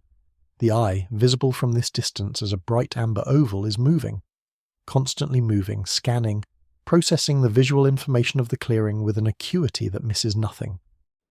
It stands still for a moment. Its breathing is visible, the sides expanding and contracting with a slow, deep rhythm, the air moving in and out through nostrils positioned at the front of the massive skull. The breath of a Tyrannosaurus, if you could feel it from here, would be warm and carry the complex smell of a large carnivore, the iron tang of blood, the decay of the previous meal, the animal's own biochemistry expressed as an olfactory signature. It would not be subtle. Large predators are not subtle in their physical presence. The Tyrannosaurus lowers its head, sniffs the ground, raises its head again and turns slowly until it is oriented away from you, and then it walks. Not fast, a moderate, deliberate walk, each foot placed with the careful precision of an animal that knows how to move quietly over varied terrain. The tail swings slightly with each step, counterbalancing the forward movement of the head, the whole body in a kind of constant dynamic adjustment. It moves toward the tree line and the forest takes it back, the shadows swallowing it within a few steps. For a moment you can hear it moving in the undergrowth, the sound of something very large moving carefully, branches moved aside, feet placed on soft ground, the occasional quiet exhalation. And then that sound too fades, and the clearing is just the clearing again. The amber light on the fern floor, the sound of the river in the middle distance, the birds calling in the high branches. The Tyrannosaurus was here. It was real, and it was extraordinary, and it moved through its world with the authority of something that had earned its place at the top of every food chain it had ever encountered. It was not a monster. It was not evil. It was not cruel in any meaningful sense. It was simply the expression of what 170 million years of evolution looks like when it assembles itself into the form of a large apex predator, efficient, perceptive, powerful, and entirely fitted to the world it lived in. That world is ending, but the Tyrannosaurus does not know it. It walks through its forest with the same certainty it has always had, following the same routes, responding to the same stimuli, hunting when hungry, resting when not, following the rhythms of the Cretaceous world that have been its context for its entire life, and the entire lives of all its ancestors back to the beginning of the Tyrannosaur line. Let it walk, let it disappear into the forest it knows as its own. That is enough. The Tyrannosaurus in this moment, in the amber light, before the sky changes, whole, present, alive, a perfect expression of what the world was capable of making when it had 170 million years and the patience to try everything. The night comes to the Cretaceous as it has always come, as it will always come. Gradually the light draining from the western sky in bands of colour, the blue deepening, the last warmth of the sun lingering at the horizon long after the disk has set, the first stars appearing not all at once but one by one, the brightest first, as though the sky is testing how much darkness the world can absorb before it releases the full array. Lie back in the ferns. The fronds are warm from the day's sun. They hold heat in their mass the way any living thing holds heat, radiating it gently back into the cooling evening air. The sky above you is framed by the tall trees at the edge of the clearing, their silhouettes black against the deepening blue, the high branches moving slightly in the evening wind. The first star appears, and then another, and then the sky opens fully and the stars come all at once, filling the space between the trees with a density of light that has no analogue in the light-polluted sky of the modern world. The Milky Way. It is here, exactly here, in the Cretaceous sky above the Western Interior Seaway, the same galaxy that arches above you on clear nights in the modern world, the same broad band of light that has been crossing the night sky since before the Earth existed. The Milky Way is 200,000 light-years across. The light reaching your eyes from its farthest visible stars left those stars 200,000 years ago, before Homo sapiens existed, before language existed, before any human hand had ever struck a flint. That light has been travelling through space since before the human story began, and it arrives here in the Cretaceous night and in tonight's night simultaneously, because light does not age on its journey. The stars in the Cretaceous sky are almost the same stars as in your sky. Almost, but not quite. The proper motion of stars, their actual movement through space, independent of the Earth's movement, causes the relative positions of stars to shift over very long periods of time. Over 66 million years some of that shift has accumulated. The familiar constellations are there, but slightly rearranged, their stars in slightly different positions relative to each other. If you could take a perfect photograph of the Cretaceous night sky and overlay it on a photograph of tonight's sky, you would see most of the same stars in nearly the same positions, with subtle differences that would be apparent to a trained astronomer and invisible to most people. The planets are different. The positions of the planets in the solar system change on timescales of years, not millions of years, and 66 million years of planetary orbital mechanics have produced a completely different configuration of planetary positions in the sky. Wherever Jupiter and Saturn and Mars were on the evening sky of the last day of the Cretaceous, they were in different positions the next night, and the night after that, cycling through their orbital periods. The planets in tonight's sky have nothing to do with the planets in the Cretaceous sky except that they are the same objects, still there, still following the same laws of gravity that have governed them since the solar system formed. The impactor, the asteroid that will end the Cretaceous, is out there somewhere in the darkness. It is inbound, though no eye on the ground can see it yet. It is somewhere in the inner solar system, a dark rock without atmosphere or magnetic field to make it visible, moving silently through the same space that the planets have always moved through, obeying the same gravitational rules. You cannot see it. Nothing on Earth can see it. The instruments that would be capable of detecting it 66 million years from now have not been invented yet because the beings that will invent them have not evolved yet. The sky holds its secret with the perfect indifference of physics. Somewhere above you, at an altitude of perhaps 10 kilometers, a pterosaur is moving through the night sky. You cannot see it. The darkness is complete, and the pterosaur is a dark shape against a dark sky.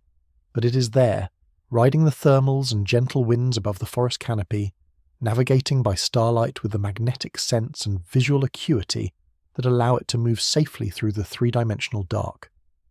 It passes through the sky above you without sound, the leathery membranes of its wings catching the air silently, the long narrow beak pointing forward. It is hunting, the small fish that sometimes rise near the surface of the seaway at night, visible from above as a brief silver flash.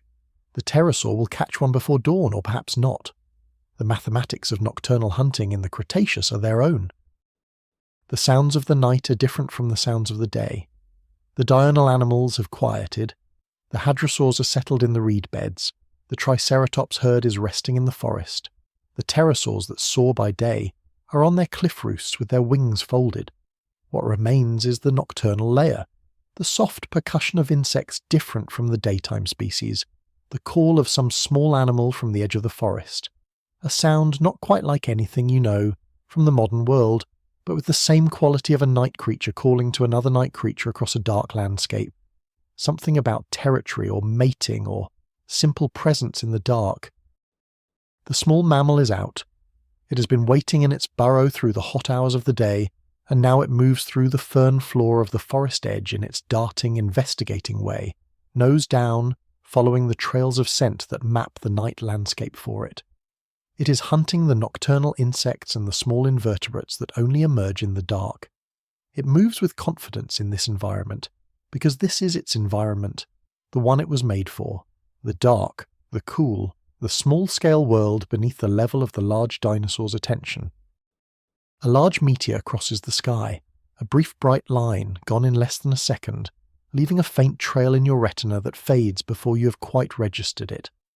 Meteors are common in the Cretaceous sky, more common than in the modern sky perhaps, because the inner solar system had somewhat more debris in it during that period of solar system history.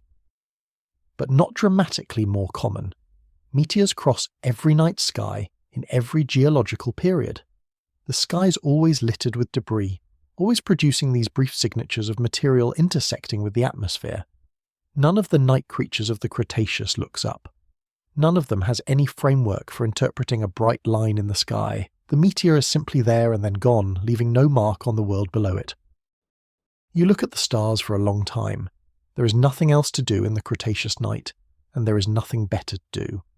The stars have been there for billions of years before this night, and they will be there for billions of years after it, each one a sun in its own right, many of them with their own planets, possibly some of those planets with their own forms of life, working through their own evolutionary experiments, their own mass extinctions, their own recoveries.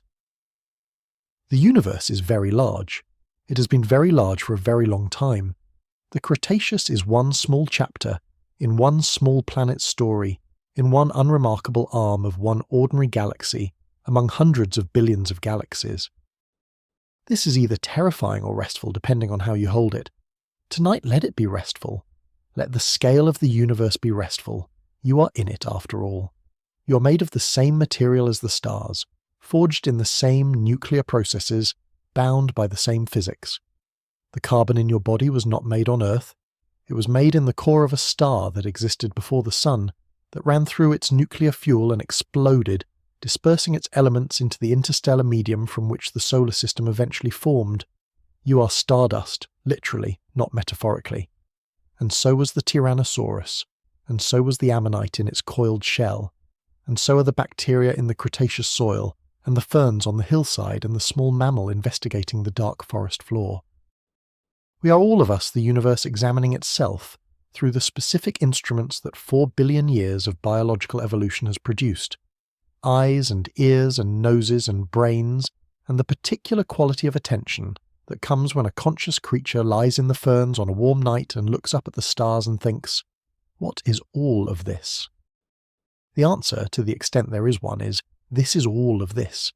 The stars are stars, the ferns are ferns. The Tyrannosaurus in its forest is exactly what it appears to be. The asteroid, out there in the dark, is a rock following a path determined by gravity. The world is not mysterious in the sense of being hidden or deliberately obscured. It is only mysterious in the sense of being extraordinarily, inexhaustibly complex, more complex than any finite mind can fully hold, offering new depth and detail at every scale of examination. That inexhaustibility is, in its own way, a kind of rest. There is always more to know. You can never be finished with the world, because the world is never finished with itself. The Cretaceous ended, but the world did not. The Paleocene became the Eocene, became the Oligocene, became the Miocene, became the Pliocene, became the Pleistocene, became tonight. And tonight will become tomorrow, and tomorrow will become the geological layer that some future intelligence, millions of years hence, will read with their own questions. The stars turn.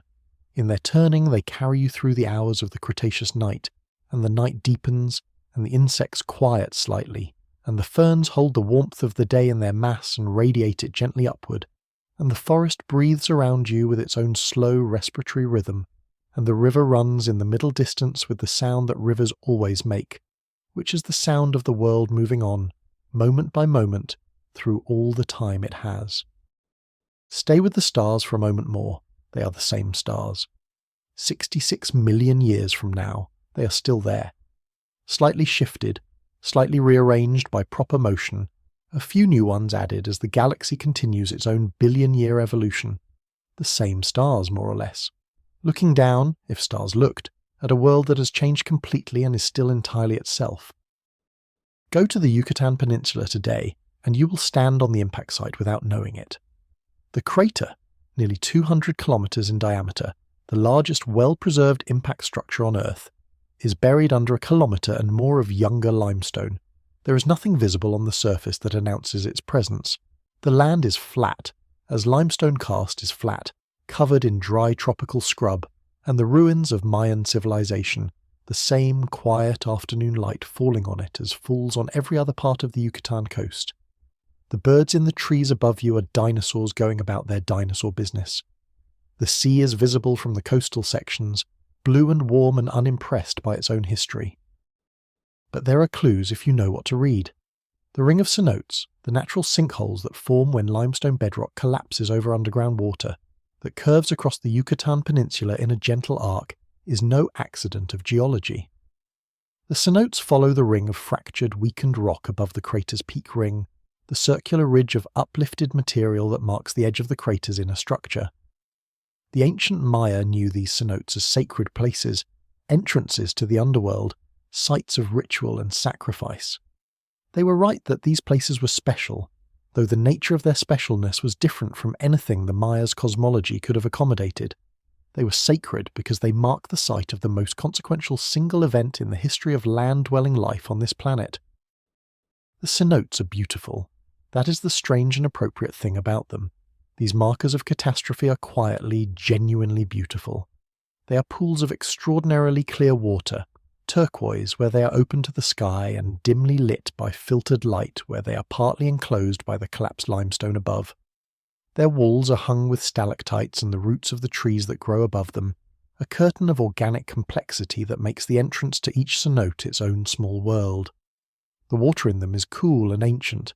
It has been percolating through the limestone for thousands of years, filtered to a clarity that makes it look like glass.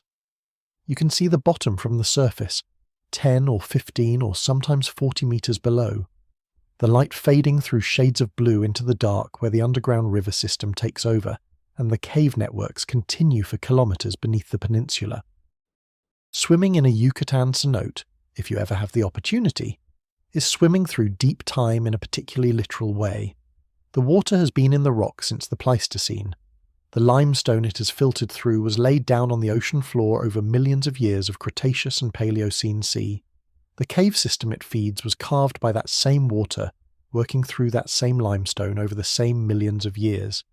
And the ring of cenotes itself, as you have now heard, marks the outline of the structure created by the impact that ended the Cretaceous. The water you are floating in is connected through the chain of physical processes to the moment 66 million years ago when a rock 12 kilometers wide hit the ground at 20 kilometers per second and changed everything. The scientific drilling project that confirmed the Chicxulub crater's nature and extracted core samples from its depths is one of the great achievements of modern geology.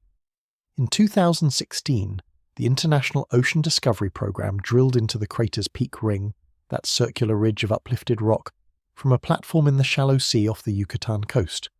The cores they extracted contained the story of the impact in extraordinary detail. The rock at the bottom of the drill hole, deep below the seafloor, was granite, crystalline basement rock that had been uplifted kilometers from its original depth by the energy of the impact, and then rapidly cooled in the collapse of the transient crater. Above it, layers of impact melt rock, the material that was vaporized or melted by the impact and then fell back into the crater as it collapsed. Above that, the fine-grained fallback material, the worldwide layer that will eventually be the thin, dark stripe in rocks on every continent. Reading those cores was, for the geologists who examined them, a kind of time travel. The rock at the bottom of the sequence was from before the impact. Normal, unexceptional granite, indistinguishable from granite anywhere else in the world. And then, in the transition from the granite to the impact melt above it, the record of a few seconds of event, a few seconds that reshaped the planet. The grain size of the melt rock, its chemical composition, the orientation of its mineral crystals. All of these record the specific conditions of the impact, the temperature and pressure, and the rate at which the material cooled. Physical processes recorded in stone 66 million years later, still readable if you ask in the right language. The iridium layer, that thin enrichment of asteroid material distributed globally, has now been identified in thousands of rock sections around the world. Every time a geologist finds a new KPG boundary exposure, one of the first analyses performed is for iridium, and the result is always the same. The elevated iridium is there, everywhere, always at the same stratigraphic level, always in the same concentration range relative to the background. The impactor was not shy about announcing its arrival.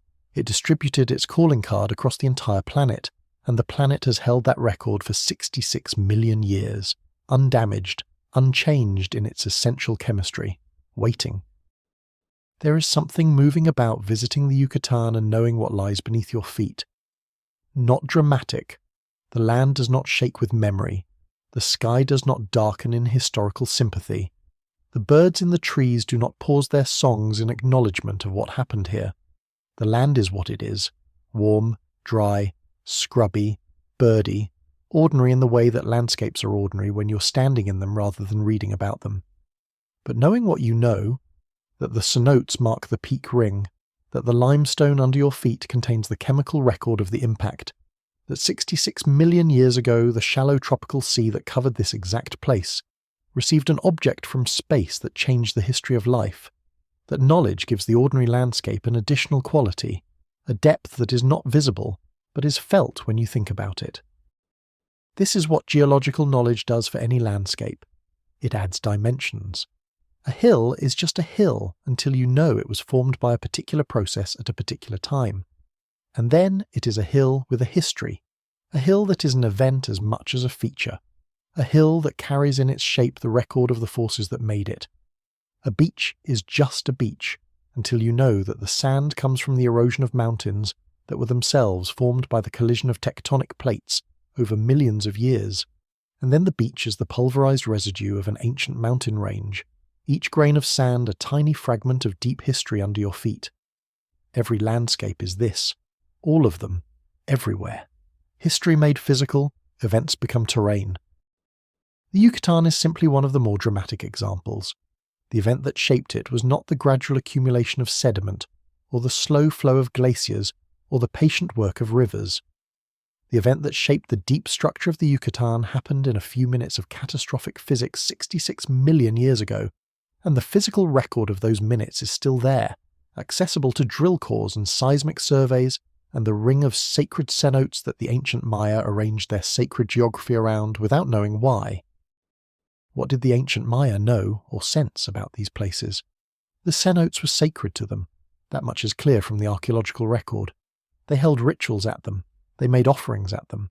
The great cenote at Chichen Itza, called the Sacred Cenote, yielded, when archaeologists dredged it in the early 20th century, an extraordinary collection of ritual objects and human remains, evidence of ceremonies conducted at this particular hole in the ground over centuries of Maya civilization. Was there something about the quality of these places, their stillness, their depth, the unusual clarity of their water, the echoing space below the surface, that communicated significance to people who encountered them? Or was it purely cultural, a tradition of sacredness attached to unusual water features that needed no deeper explanation? It is impossible to know.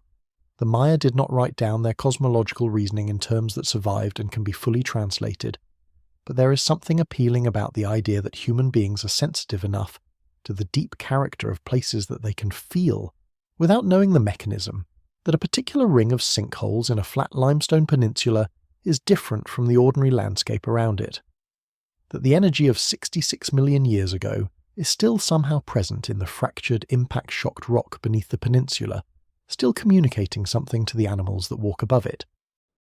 More likely the cenotes were sacred simply because they were unusual and beautiful and provided water, in a region where surface water is scarce, because the limestone karst absorbs rainfall almost immediately into the underground water table.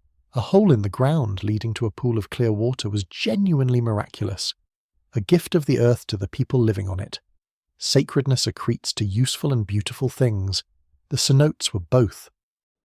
Stand at the edge of one in the imagination of this story and look down into the blue-green water. The stalactites hang in the silence.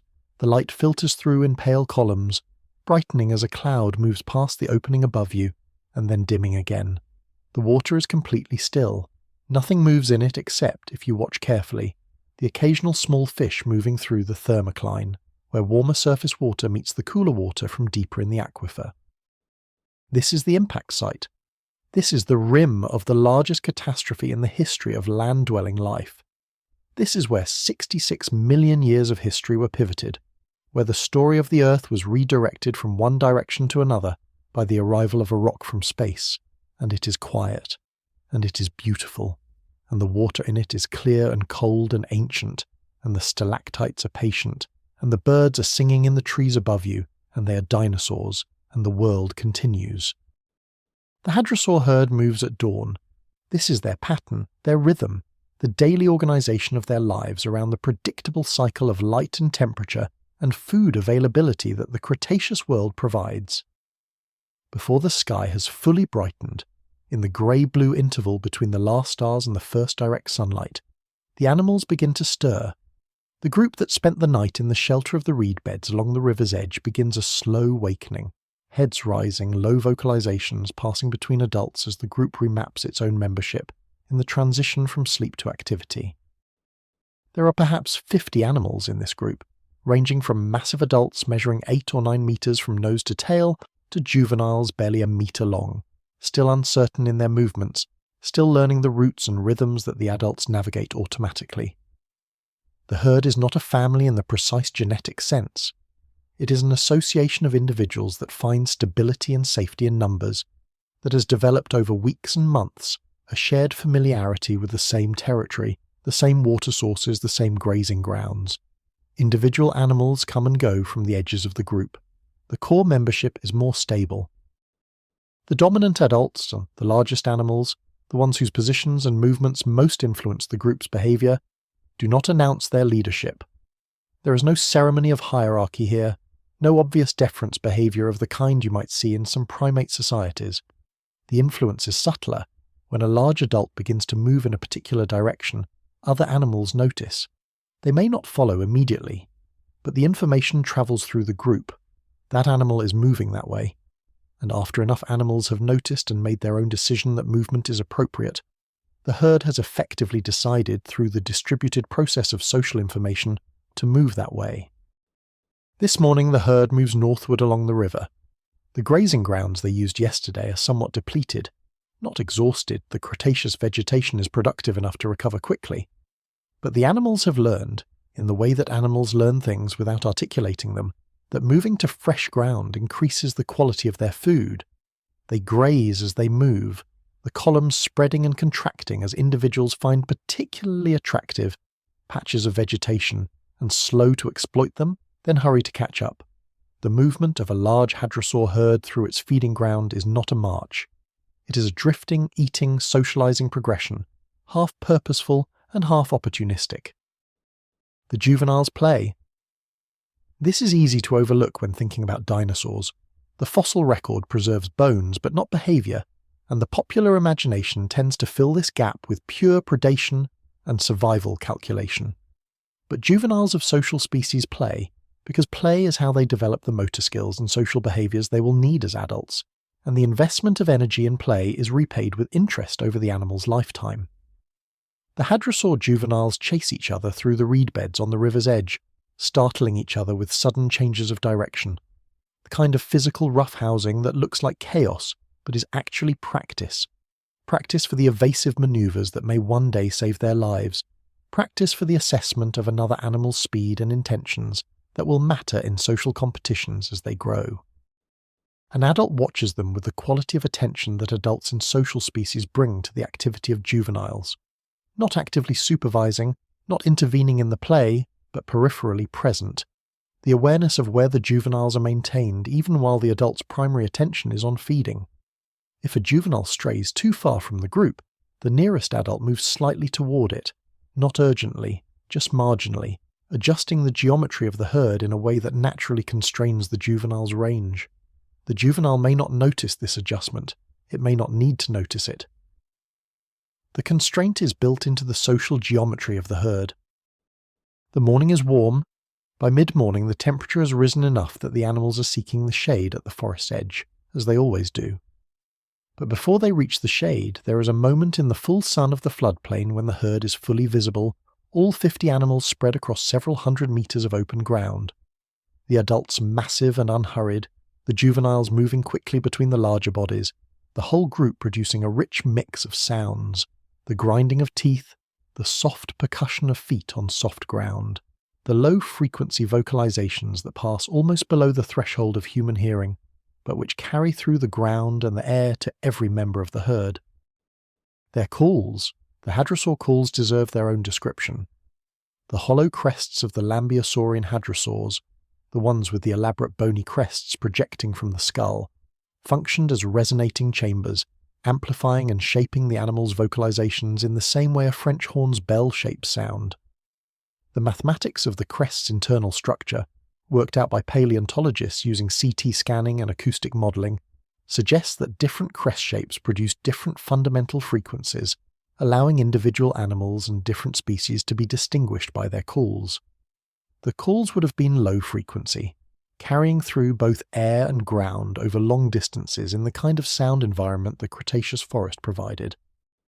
Other hadrosaur species, the Saurolophine hadrosaurs, which had solid crests or no crests at all, may have used nasal structures to produce their own suite of vocalizations, or may have used soft tissue structures that left no fossil record. The hadrosaur soundscape of the Late Cretaceous was almost certainly rich and complex, a constant flow of information through the air of every environment where they lived, telling nearby animals about group location, individual identity, alarm states, and reproductive status. The Edmontosaurus herd uses its calls now, in the mid-morning sun, as the animals begin to move toward the shade. The dominant adults have oriented toward the forest edge, and the group is following, a slow, gravitational drift of 50 large animals through an open landscape. The calls that accompany this movement are not alarm calls, not the short, sharp vocalizations that would bring the herd to sudden attention and collective flight response.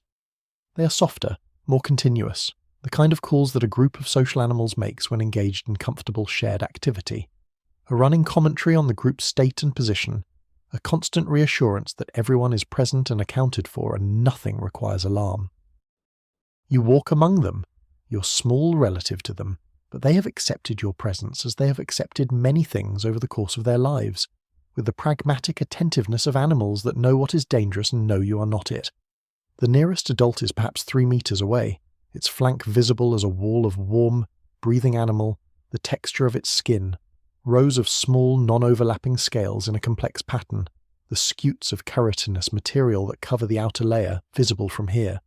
The skin is moving slightly as the animal breathes.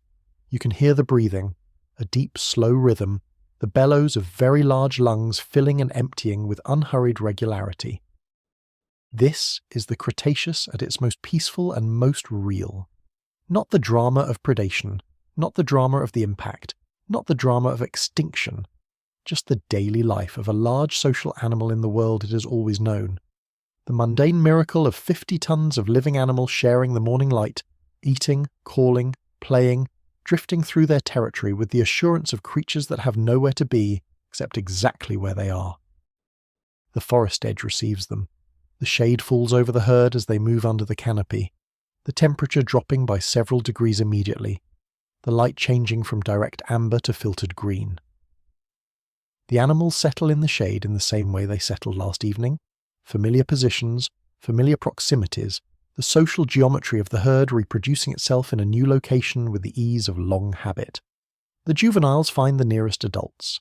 The adults find their customary companions. The herd arranges itself.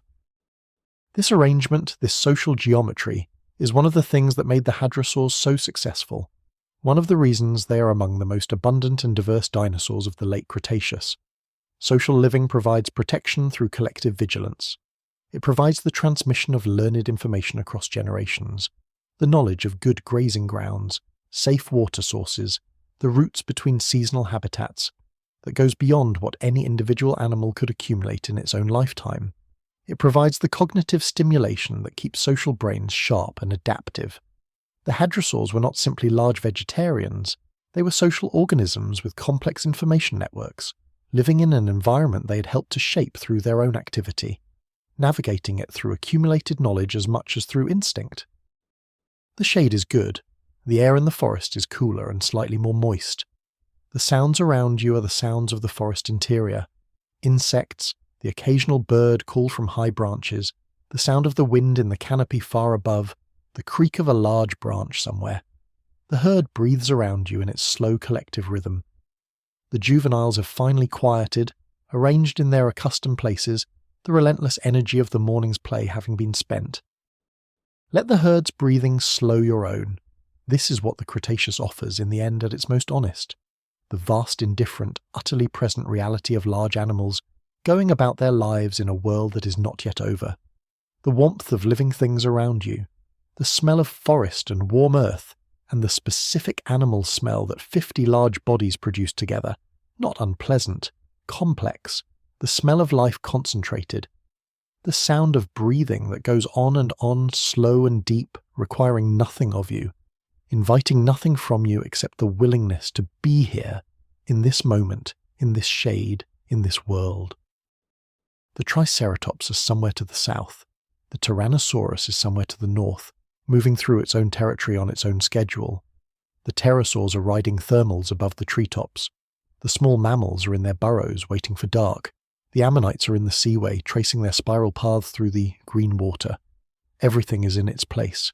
Everything is doing what it has always done. The world is intact, warm, teeming, fully itself. Rest in the shade of the forest. Let the herd breathe around you. The amber light is outside in the meadow beyond the trees, and it will be there when you need it. Right now, there is only this: the coolness, the green light, the slow exhalation of 50 enormous animals letting the morning go. The impact did not affect every place equally. The KPG boundary appears in rock sections on every continent, but the story it tells varies slightly depending on how far the site is from the Yucatan, what kind of environment existed there before the impact, and what the specific conditions of preservation allow us to read. A tour of the world in the weeks and months after the impact reveals a catastrophe that was global in its ultimate effects, but varied in its immediate expression, a reminder that even the most extreme events are filtered through the specific geography and ecology of every place they touch. In Hell Creek, Montana, the site that has produced more Tyrannosaurus specimens than almost any other locality in the world, and the site we have been visiting throughout tonight's story, The weeks after the impact are preserved in extraordinary detail in the sedimentary record. The Hell Creek Formation captures the very end of the Cretaceous and the beginning of the Paleocene in a sequence of river channel deposits, floodplain siltstones, and floodplain mudstones that record the changing conditions with high temporal resolution. The KPG boundary clay is visible here as a thin, pale layer between the dark lignite-bearing strata of the latest Cretaceous and the different sedimentary character of the earliest Paleocene. The pollen assemblage changes abruptly at the boundary. Cretaceous tree pollen above a certain level, fern spores immediately above. The dinosaur bones stop. In the Deccan Plateau of India, the scene is different. Here, the KPG boundary is obscured and complicated by the ongoing Deccan Traps eruptions. The same volcanic province that had been releasing carbon dioxide and sulfur dioxide into the atmosphere for tens of thousands of years before the impact. The rock record here is partially volcanic, layers of basalt alternating with the sedimentary units that preserve biological information, and disentangling the effects of the volcanism from the effects of the impact requires careful geochemistry and stratigraphy. But the biological signal is there. Marine microfossils in the sedimentary layers show the same collapse and recovery pattern, seen at KPG boundaries everywhere, and the boundary itself is marked by the same iridium anomaly. In Spain, in the Caravaca section of Murcia, one of the most studied KPG boundary sequences in the world preserves the story of the impact in marine sediments. The limestone of the Cretaceous sea below the boundary, the thin clay layer at the boundary, and above it the different sedimentary character and biology of the Paleocene ocean. The marine microfossils tell a particularly clear story here.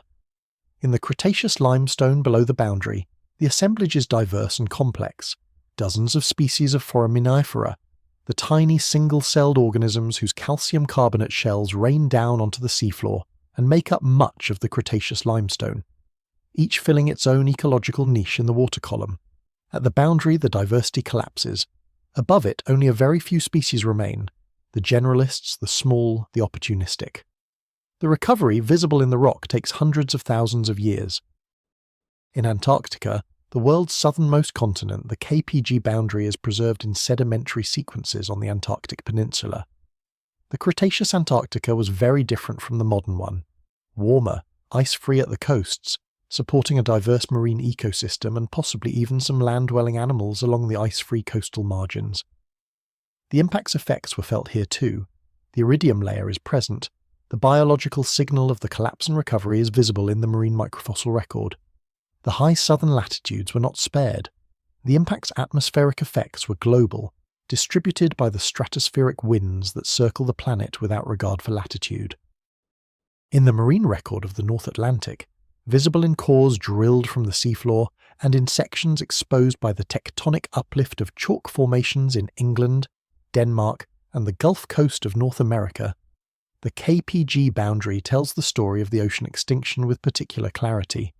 The white chalk of the Cretaceous is the compressed calcium carbonate shells of countless billions of coccolithophores, tiny photosynthesizing organisms whose proliferation in the warm Cretaceous seas produced the thick deposits of chalk that now form the white cliffs of Dover and the farmlands of Kansas. At the KPG boundary, the chalk stops. The coccolithophores, the organisms that built the chalk, suffered catastrophic extinction at the boundary, their populations collapsing with the collapse of ocean surface productivity. Above the boundary, in the earliest Paleocene sediments, the record of recovery begins. It is slow at first. Simple, opportunistic species returning before the complex, specialized ones.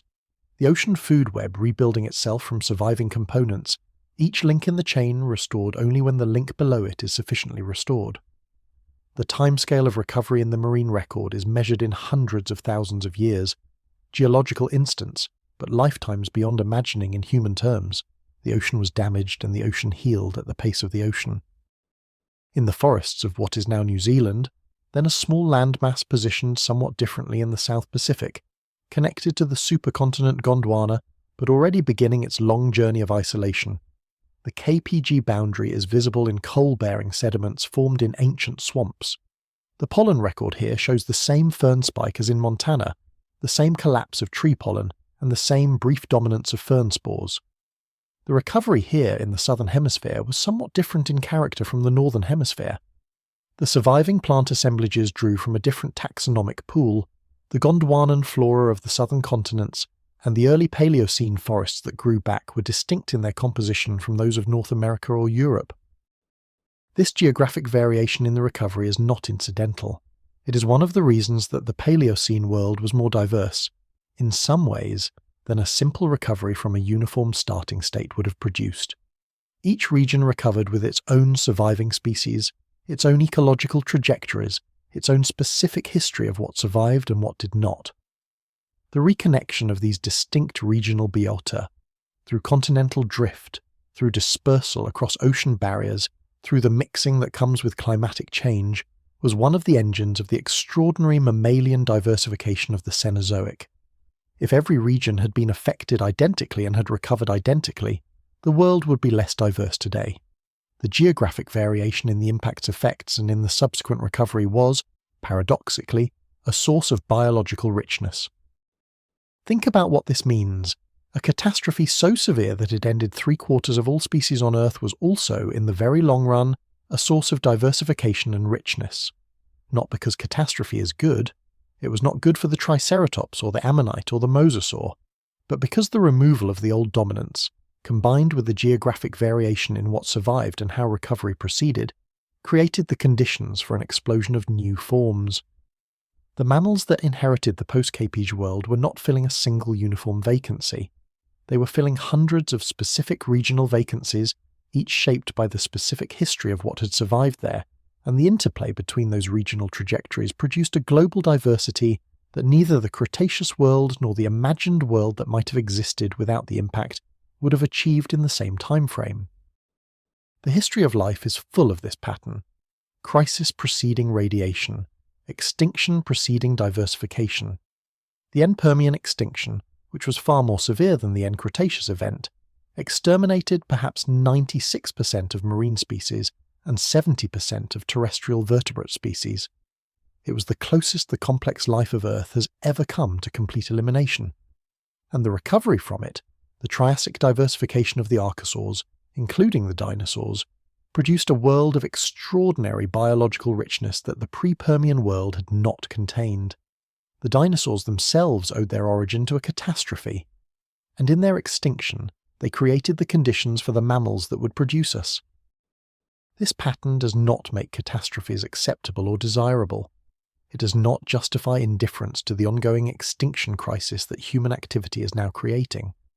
The pattern operates on timescales so vast, millions of years of recovery, that no human civilization would survive to see the diversification on the other side of a human-caused mass extinction.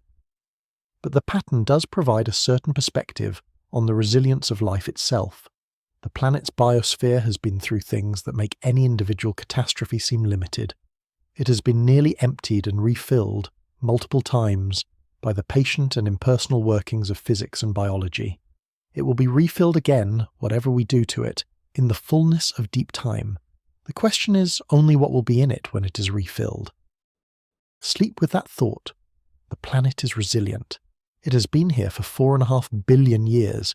It will be here for 5 billion more. The life on it has been nearly extinguished and has returned, again and again, in forms more varied than what preceded each extinction. Whatever darkness falls, whatever impact winter, whatever volcanic winter, whatever human winter, the ferns will come back first. The bacteria in the soil will never stop. The fungi in the dark will keep on working. And from those foundations, slowly, patiently, through all the time that deep time contains, the world will build itself back. The stone remembers, the layers accumulate, the story continues. Not all the drama of the Cretaceous belongs to the giants. The large animals, the Tyrannosaurus and the Triceratops and the Hadrosaur herds, dominate the visual space of the landscape, but the smaller animals fill the ecological interstices with their own complexity and their own evolutionary sophistication. Among the most fascinating of these smaller creatures are the dromaeosaurids, the raptors, as they are popularly known, the group that includes Velociraptor and its close relatives. Velociraptor itself is smaller than popular culture suggests. The animals depicted in the Jurassic Park films, human-sized, scaly-skinned, impressively dangerous, are based on a somewhat larger relative, Deinonychus, and are rendered without the feathers that we now know all dromaeosaurids possessed. The actual Velociraptor mongoliensis, known from the Gobi Desert of Mongolia and dating from the Campanian stage of the Late Cretaceous, was roughly the size of a turkey. It weighed perhaps 15 kilograms. It stood about half a metre at the hip. Its feathers, attested by the quill knobs on its forearm bones, the same attachment points for large wing feathers seen in modern flightless birds, would have given it the appearance of a very aggressive, very alert ground bird with an unfortunately large killing claw. That killing claw. The second toe of the dromaeosaurid foot bore an enlarged, sickle-shaped claw that was held off the ground when walking, maintained in a retracted position by ligaments, and deployed in what was presumably a swift, downward slashing motion during prey capture. For decades, the popular understanding was that this claw was used to slash and disembowel prey, the famous killing claw of the popular imagination, described in graphic detail in Michael Crichton's novel and brought to visceral life on screen. More recent biomechanical analysis suggests a different function. The claw was more likely used for gripping, for pinning prey against a surface while the jaws delivered the killing bite, in the same way that modern raptorial birds like hawks and eagles use their talons to grip and immobilize prey rather than to slash it open. This revised understanding of the killing claw makes the Velociraptor more analogous to a large ground-dwelling hawk than to the film version of itself. It was probably primarily a predator of small animals, lizards, small mammals, small birds, juvenile dinosaurs, using its speed, its gripping claw, and its binocular vision to hunt in the environments where it lived. In the Gobi Desert of the Late Cretaceous, where the famous fighting dinosaurs specimen was found, a velociraptor and a protoceratops locked in a death embrace, preserved in a collapsing sand dune. The prey would have included the various small herbivores that shared that desert environment. The dromaeosaurids in the Hell Creek environment of latest Cretaceous Montana were represented by different species than the Mongolian velociraptor, forms like Acroraptor, known from teeth found in the same geological layers as Tyrannosaurus and Triceratops.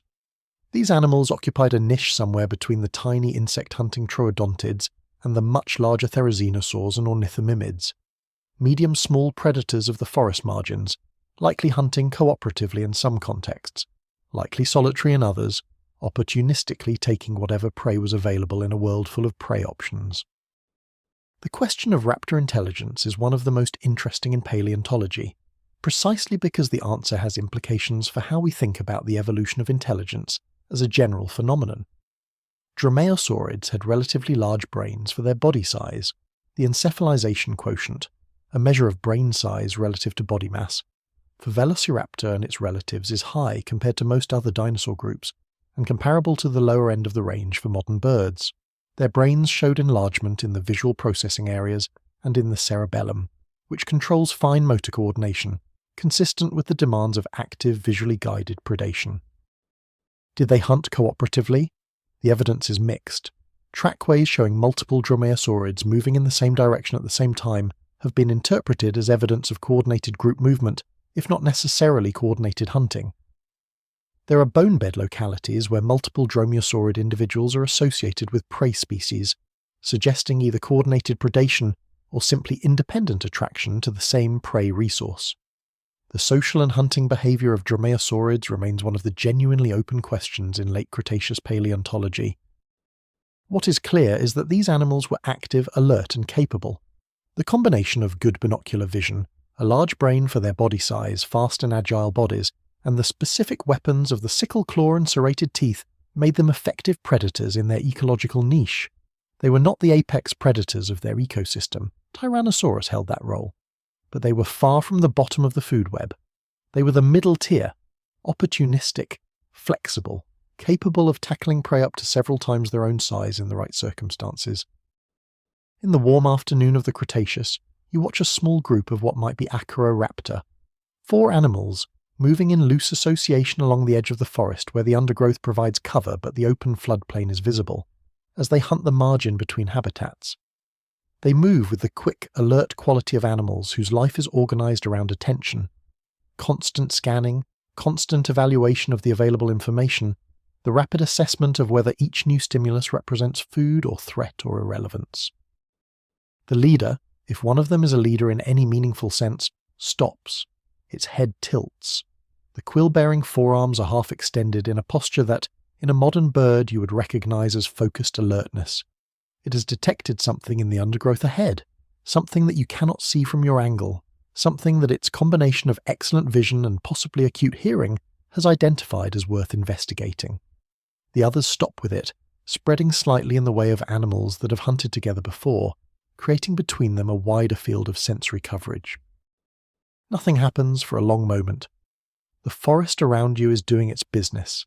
Insects, birds high in the canopy, the distant sound of the river.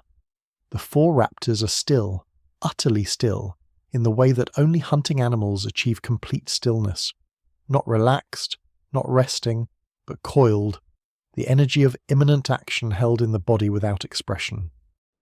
Then the undergrowth ahead moves, and a small lizard, perhaps 20 centimeters long, brown and fast, breaks from the vegetation onto the open floodplain, and in the same instant the nearest raptor is moving, the transition from stillness to full speed so abrupt that it registers as almost wrong, as something that shouldn't be physically possible. The lizard runs. The raptor runs faster, its long legs covering the ground in the bounding stride of a fast-moving bird, the killing claw held high and clear, and then it's over in a moment and the raptor has the lizard and it is standing still again with the same composure it had before. The other three watch. There is no attempt to steal the prey, or if there is such an inclination, it is managed by whatever social understanding exists between these animals, suppressed in favour of tolerance. One of the others turns away and begins investigating the undergrowth on its own initiative. The dynamic of the group reconstitutes itself almost immediately, the brief drama absorbed into the ongoing business of the day. These are among the last generation of Acroraptor that will ever live. They do not know this. They are hunting the forest edge with the same competence that hundreds of generations of their ancestors brought to the same task, and there is nothing in their experience that predicts any change. The amber light falls on their feathers, dark, iridescent in the right angle of light, with a sheen that shifts between blue-black and deep brown as they move, and they are beautiful in the specific way that well-adapted animals are beautiful. The beauty of a thing perfectly suited to its purpose, shaped by millions of years into an exact and elegant solution. They will not make it through the coming winter. Their small bodies, despite their flexibility and intelligence, require too much food from an environment that will stop producing food. The insects they depend on will die back. The lizards and small mammals will retreat into deep dormancy. The environment that calibrated their biology will change faster than evolution can track.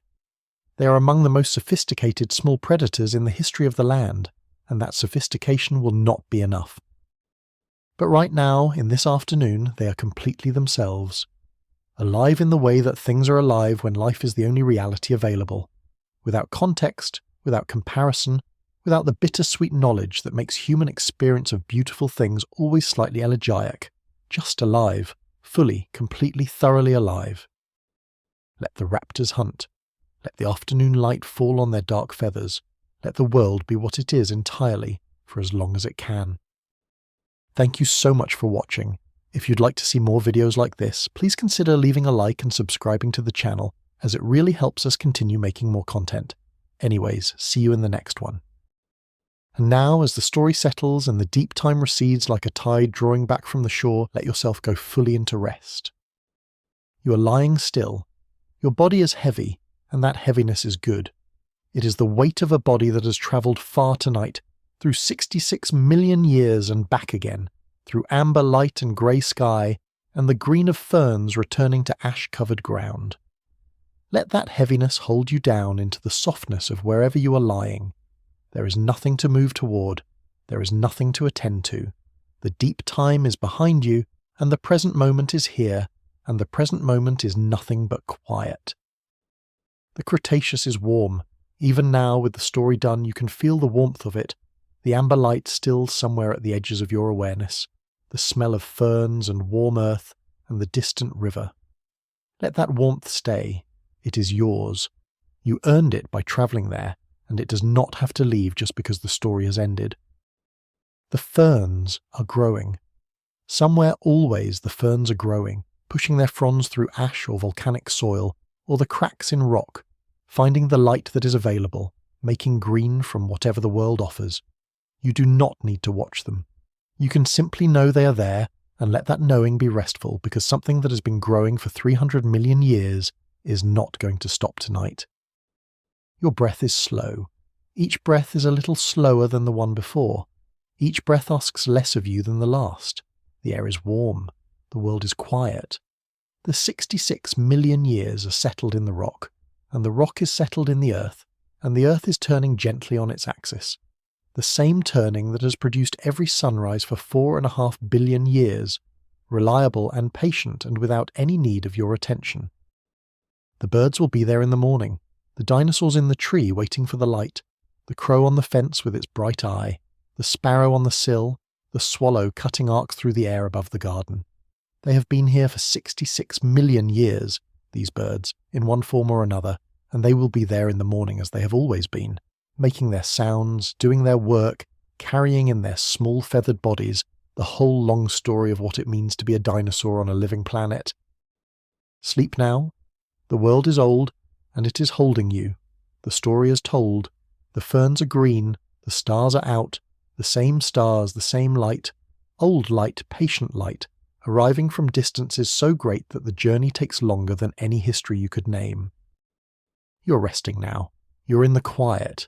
You're held by the deep time and the patience of the world and the warmth that has been in the air since before there was anyone to breathe it.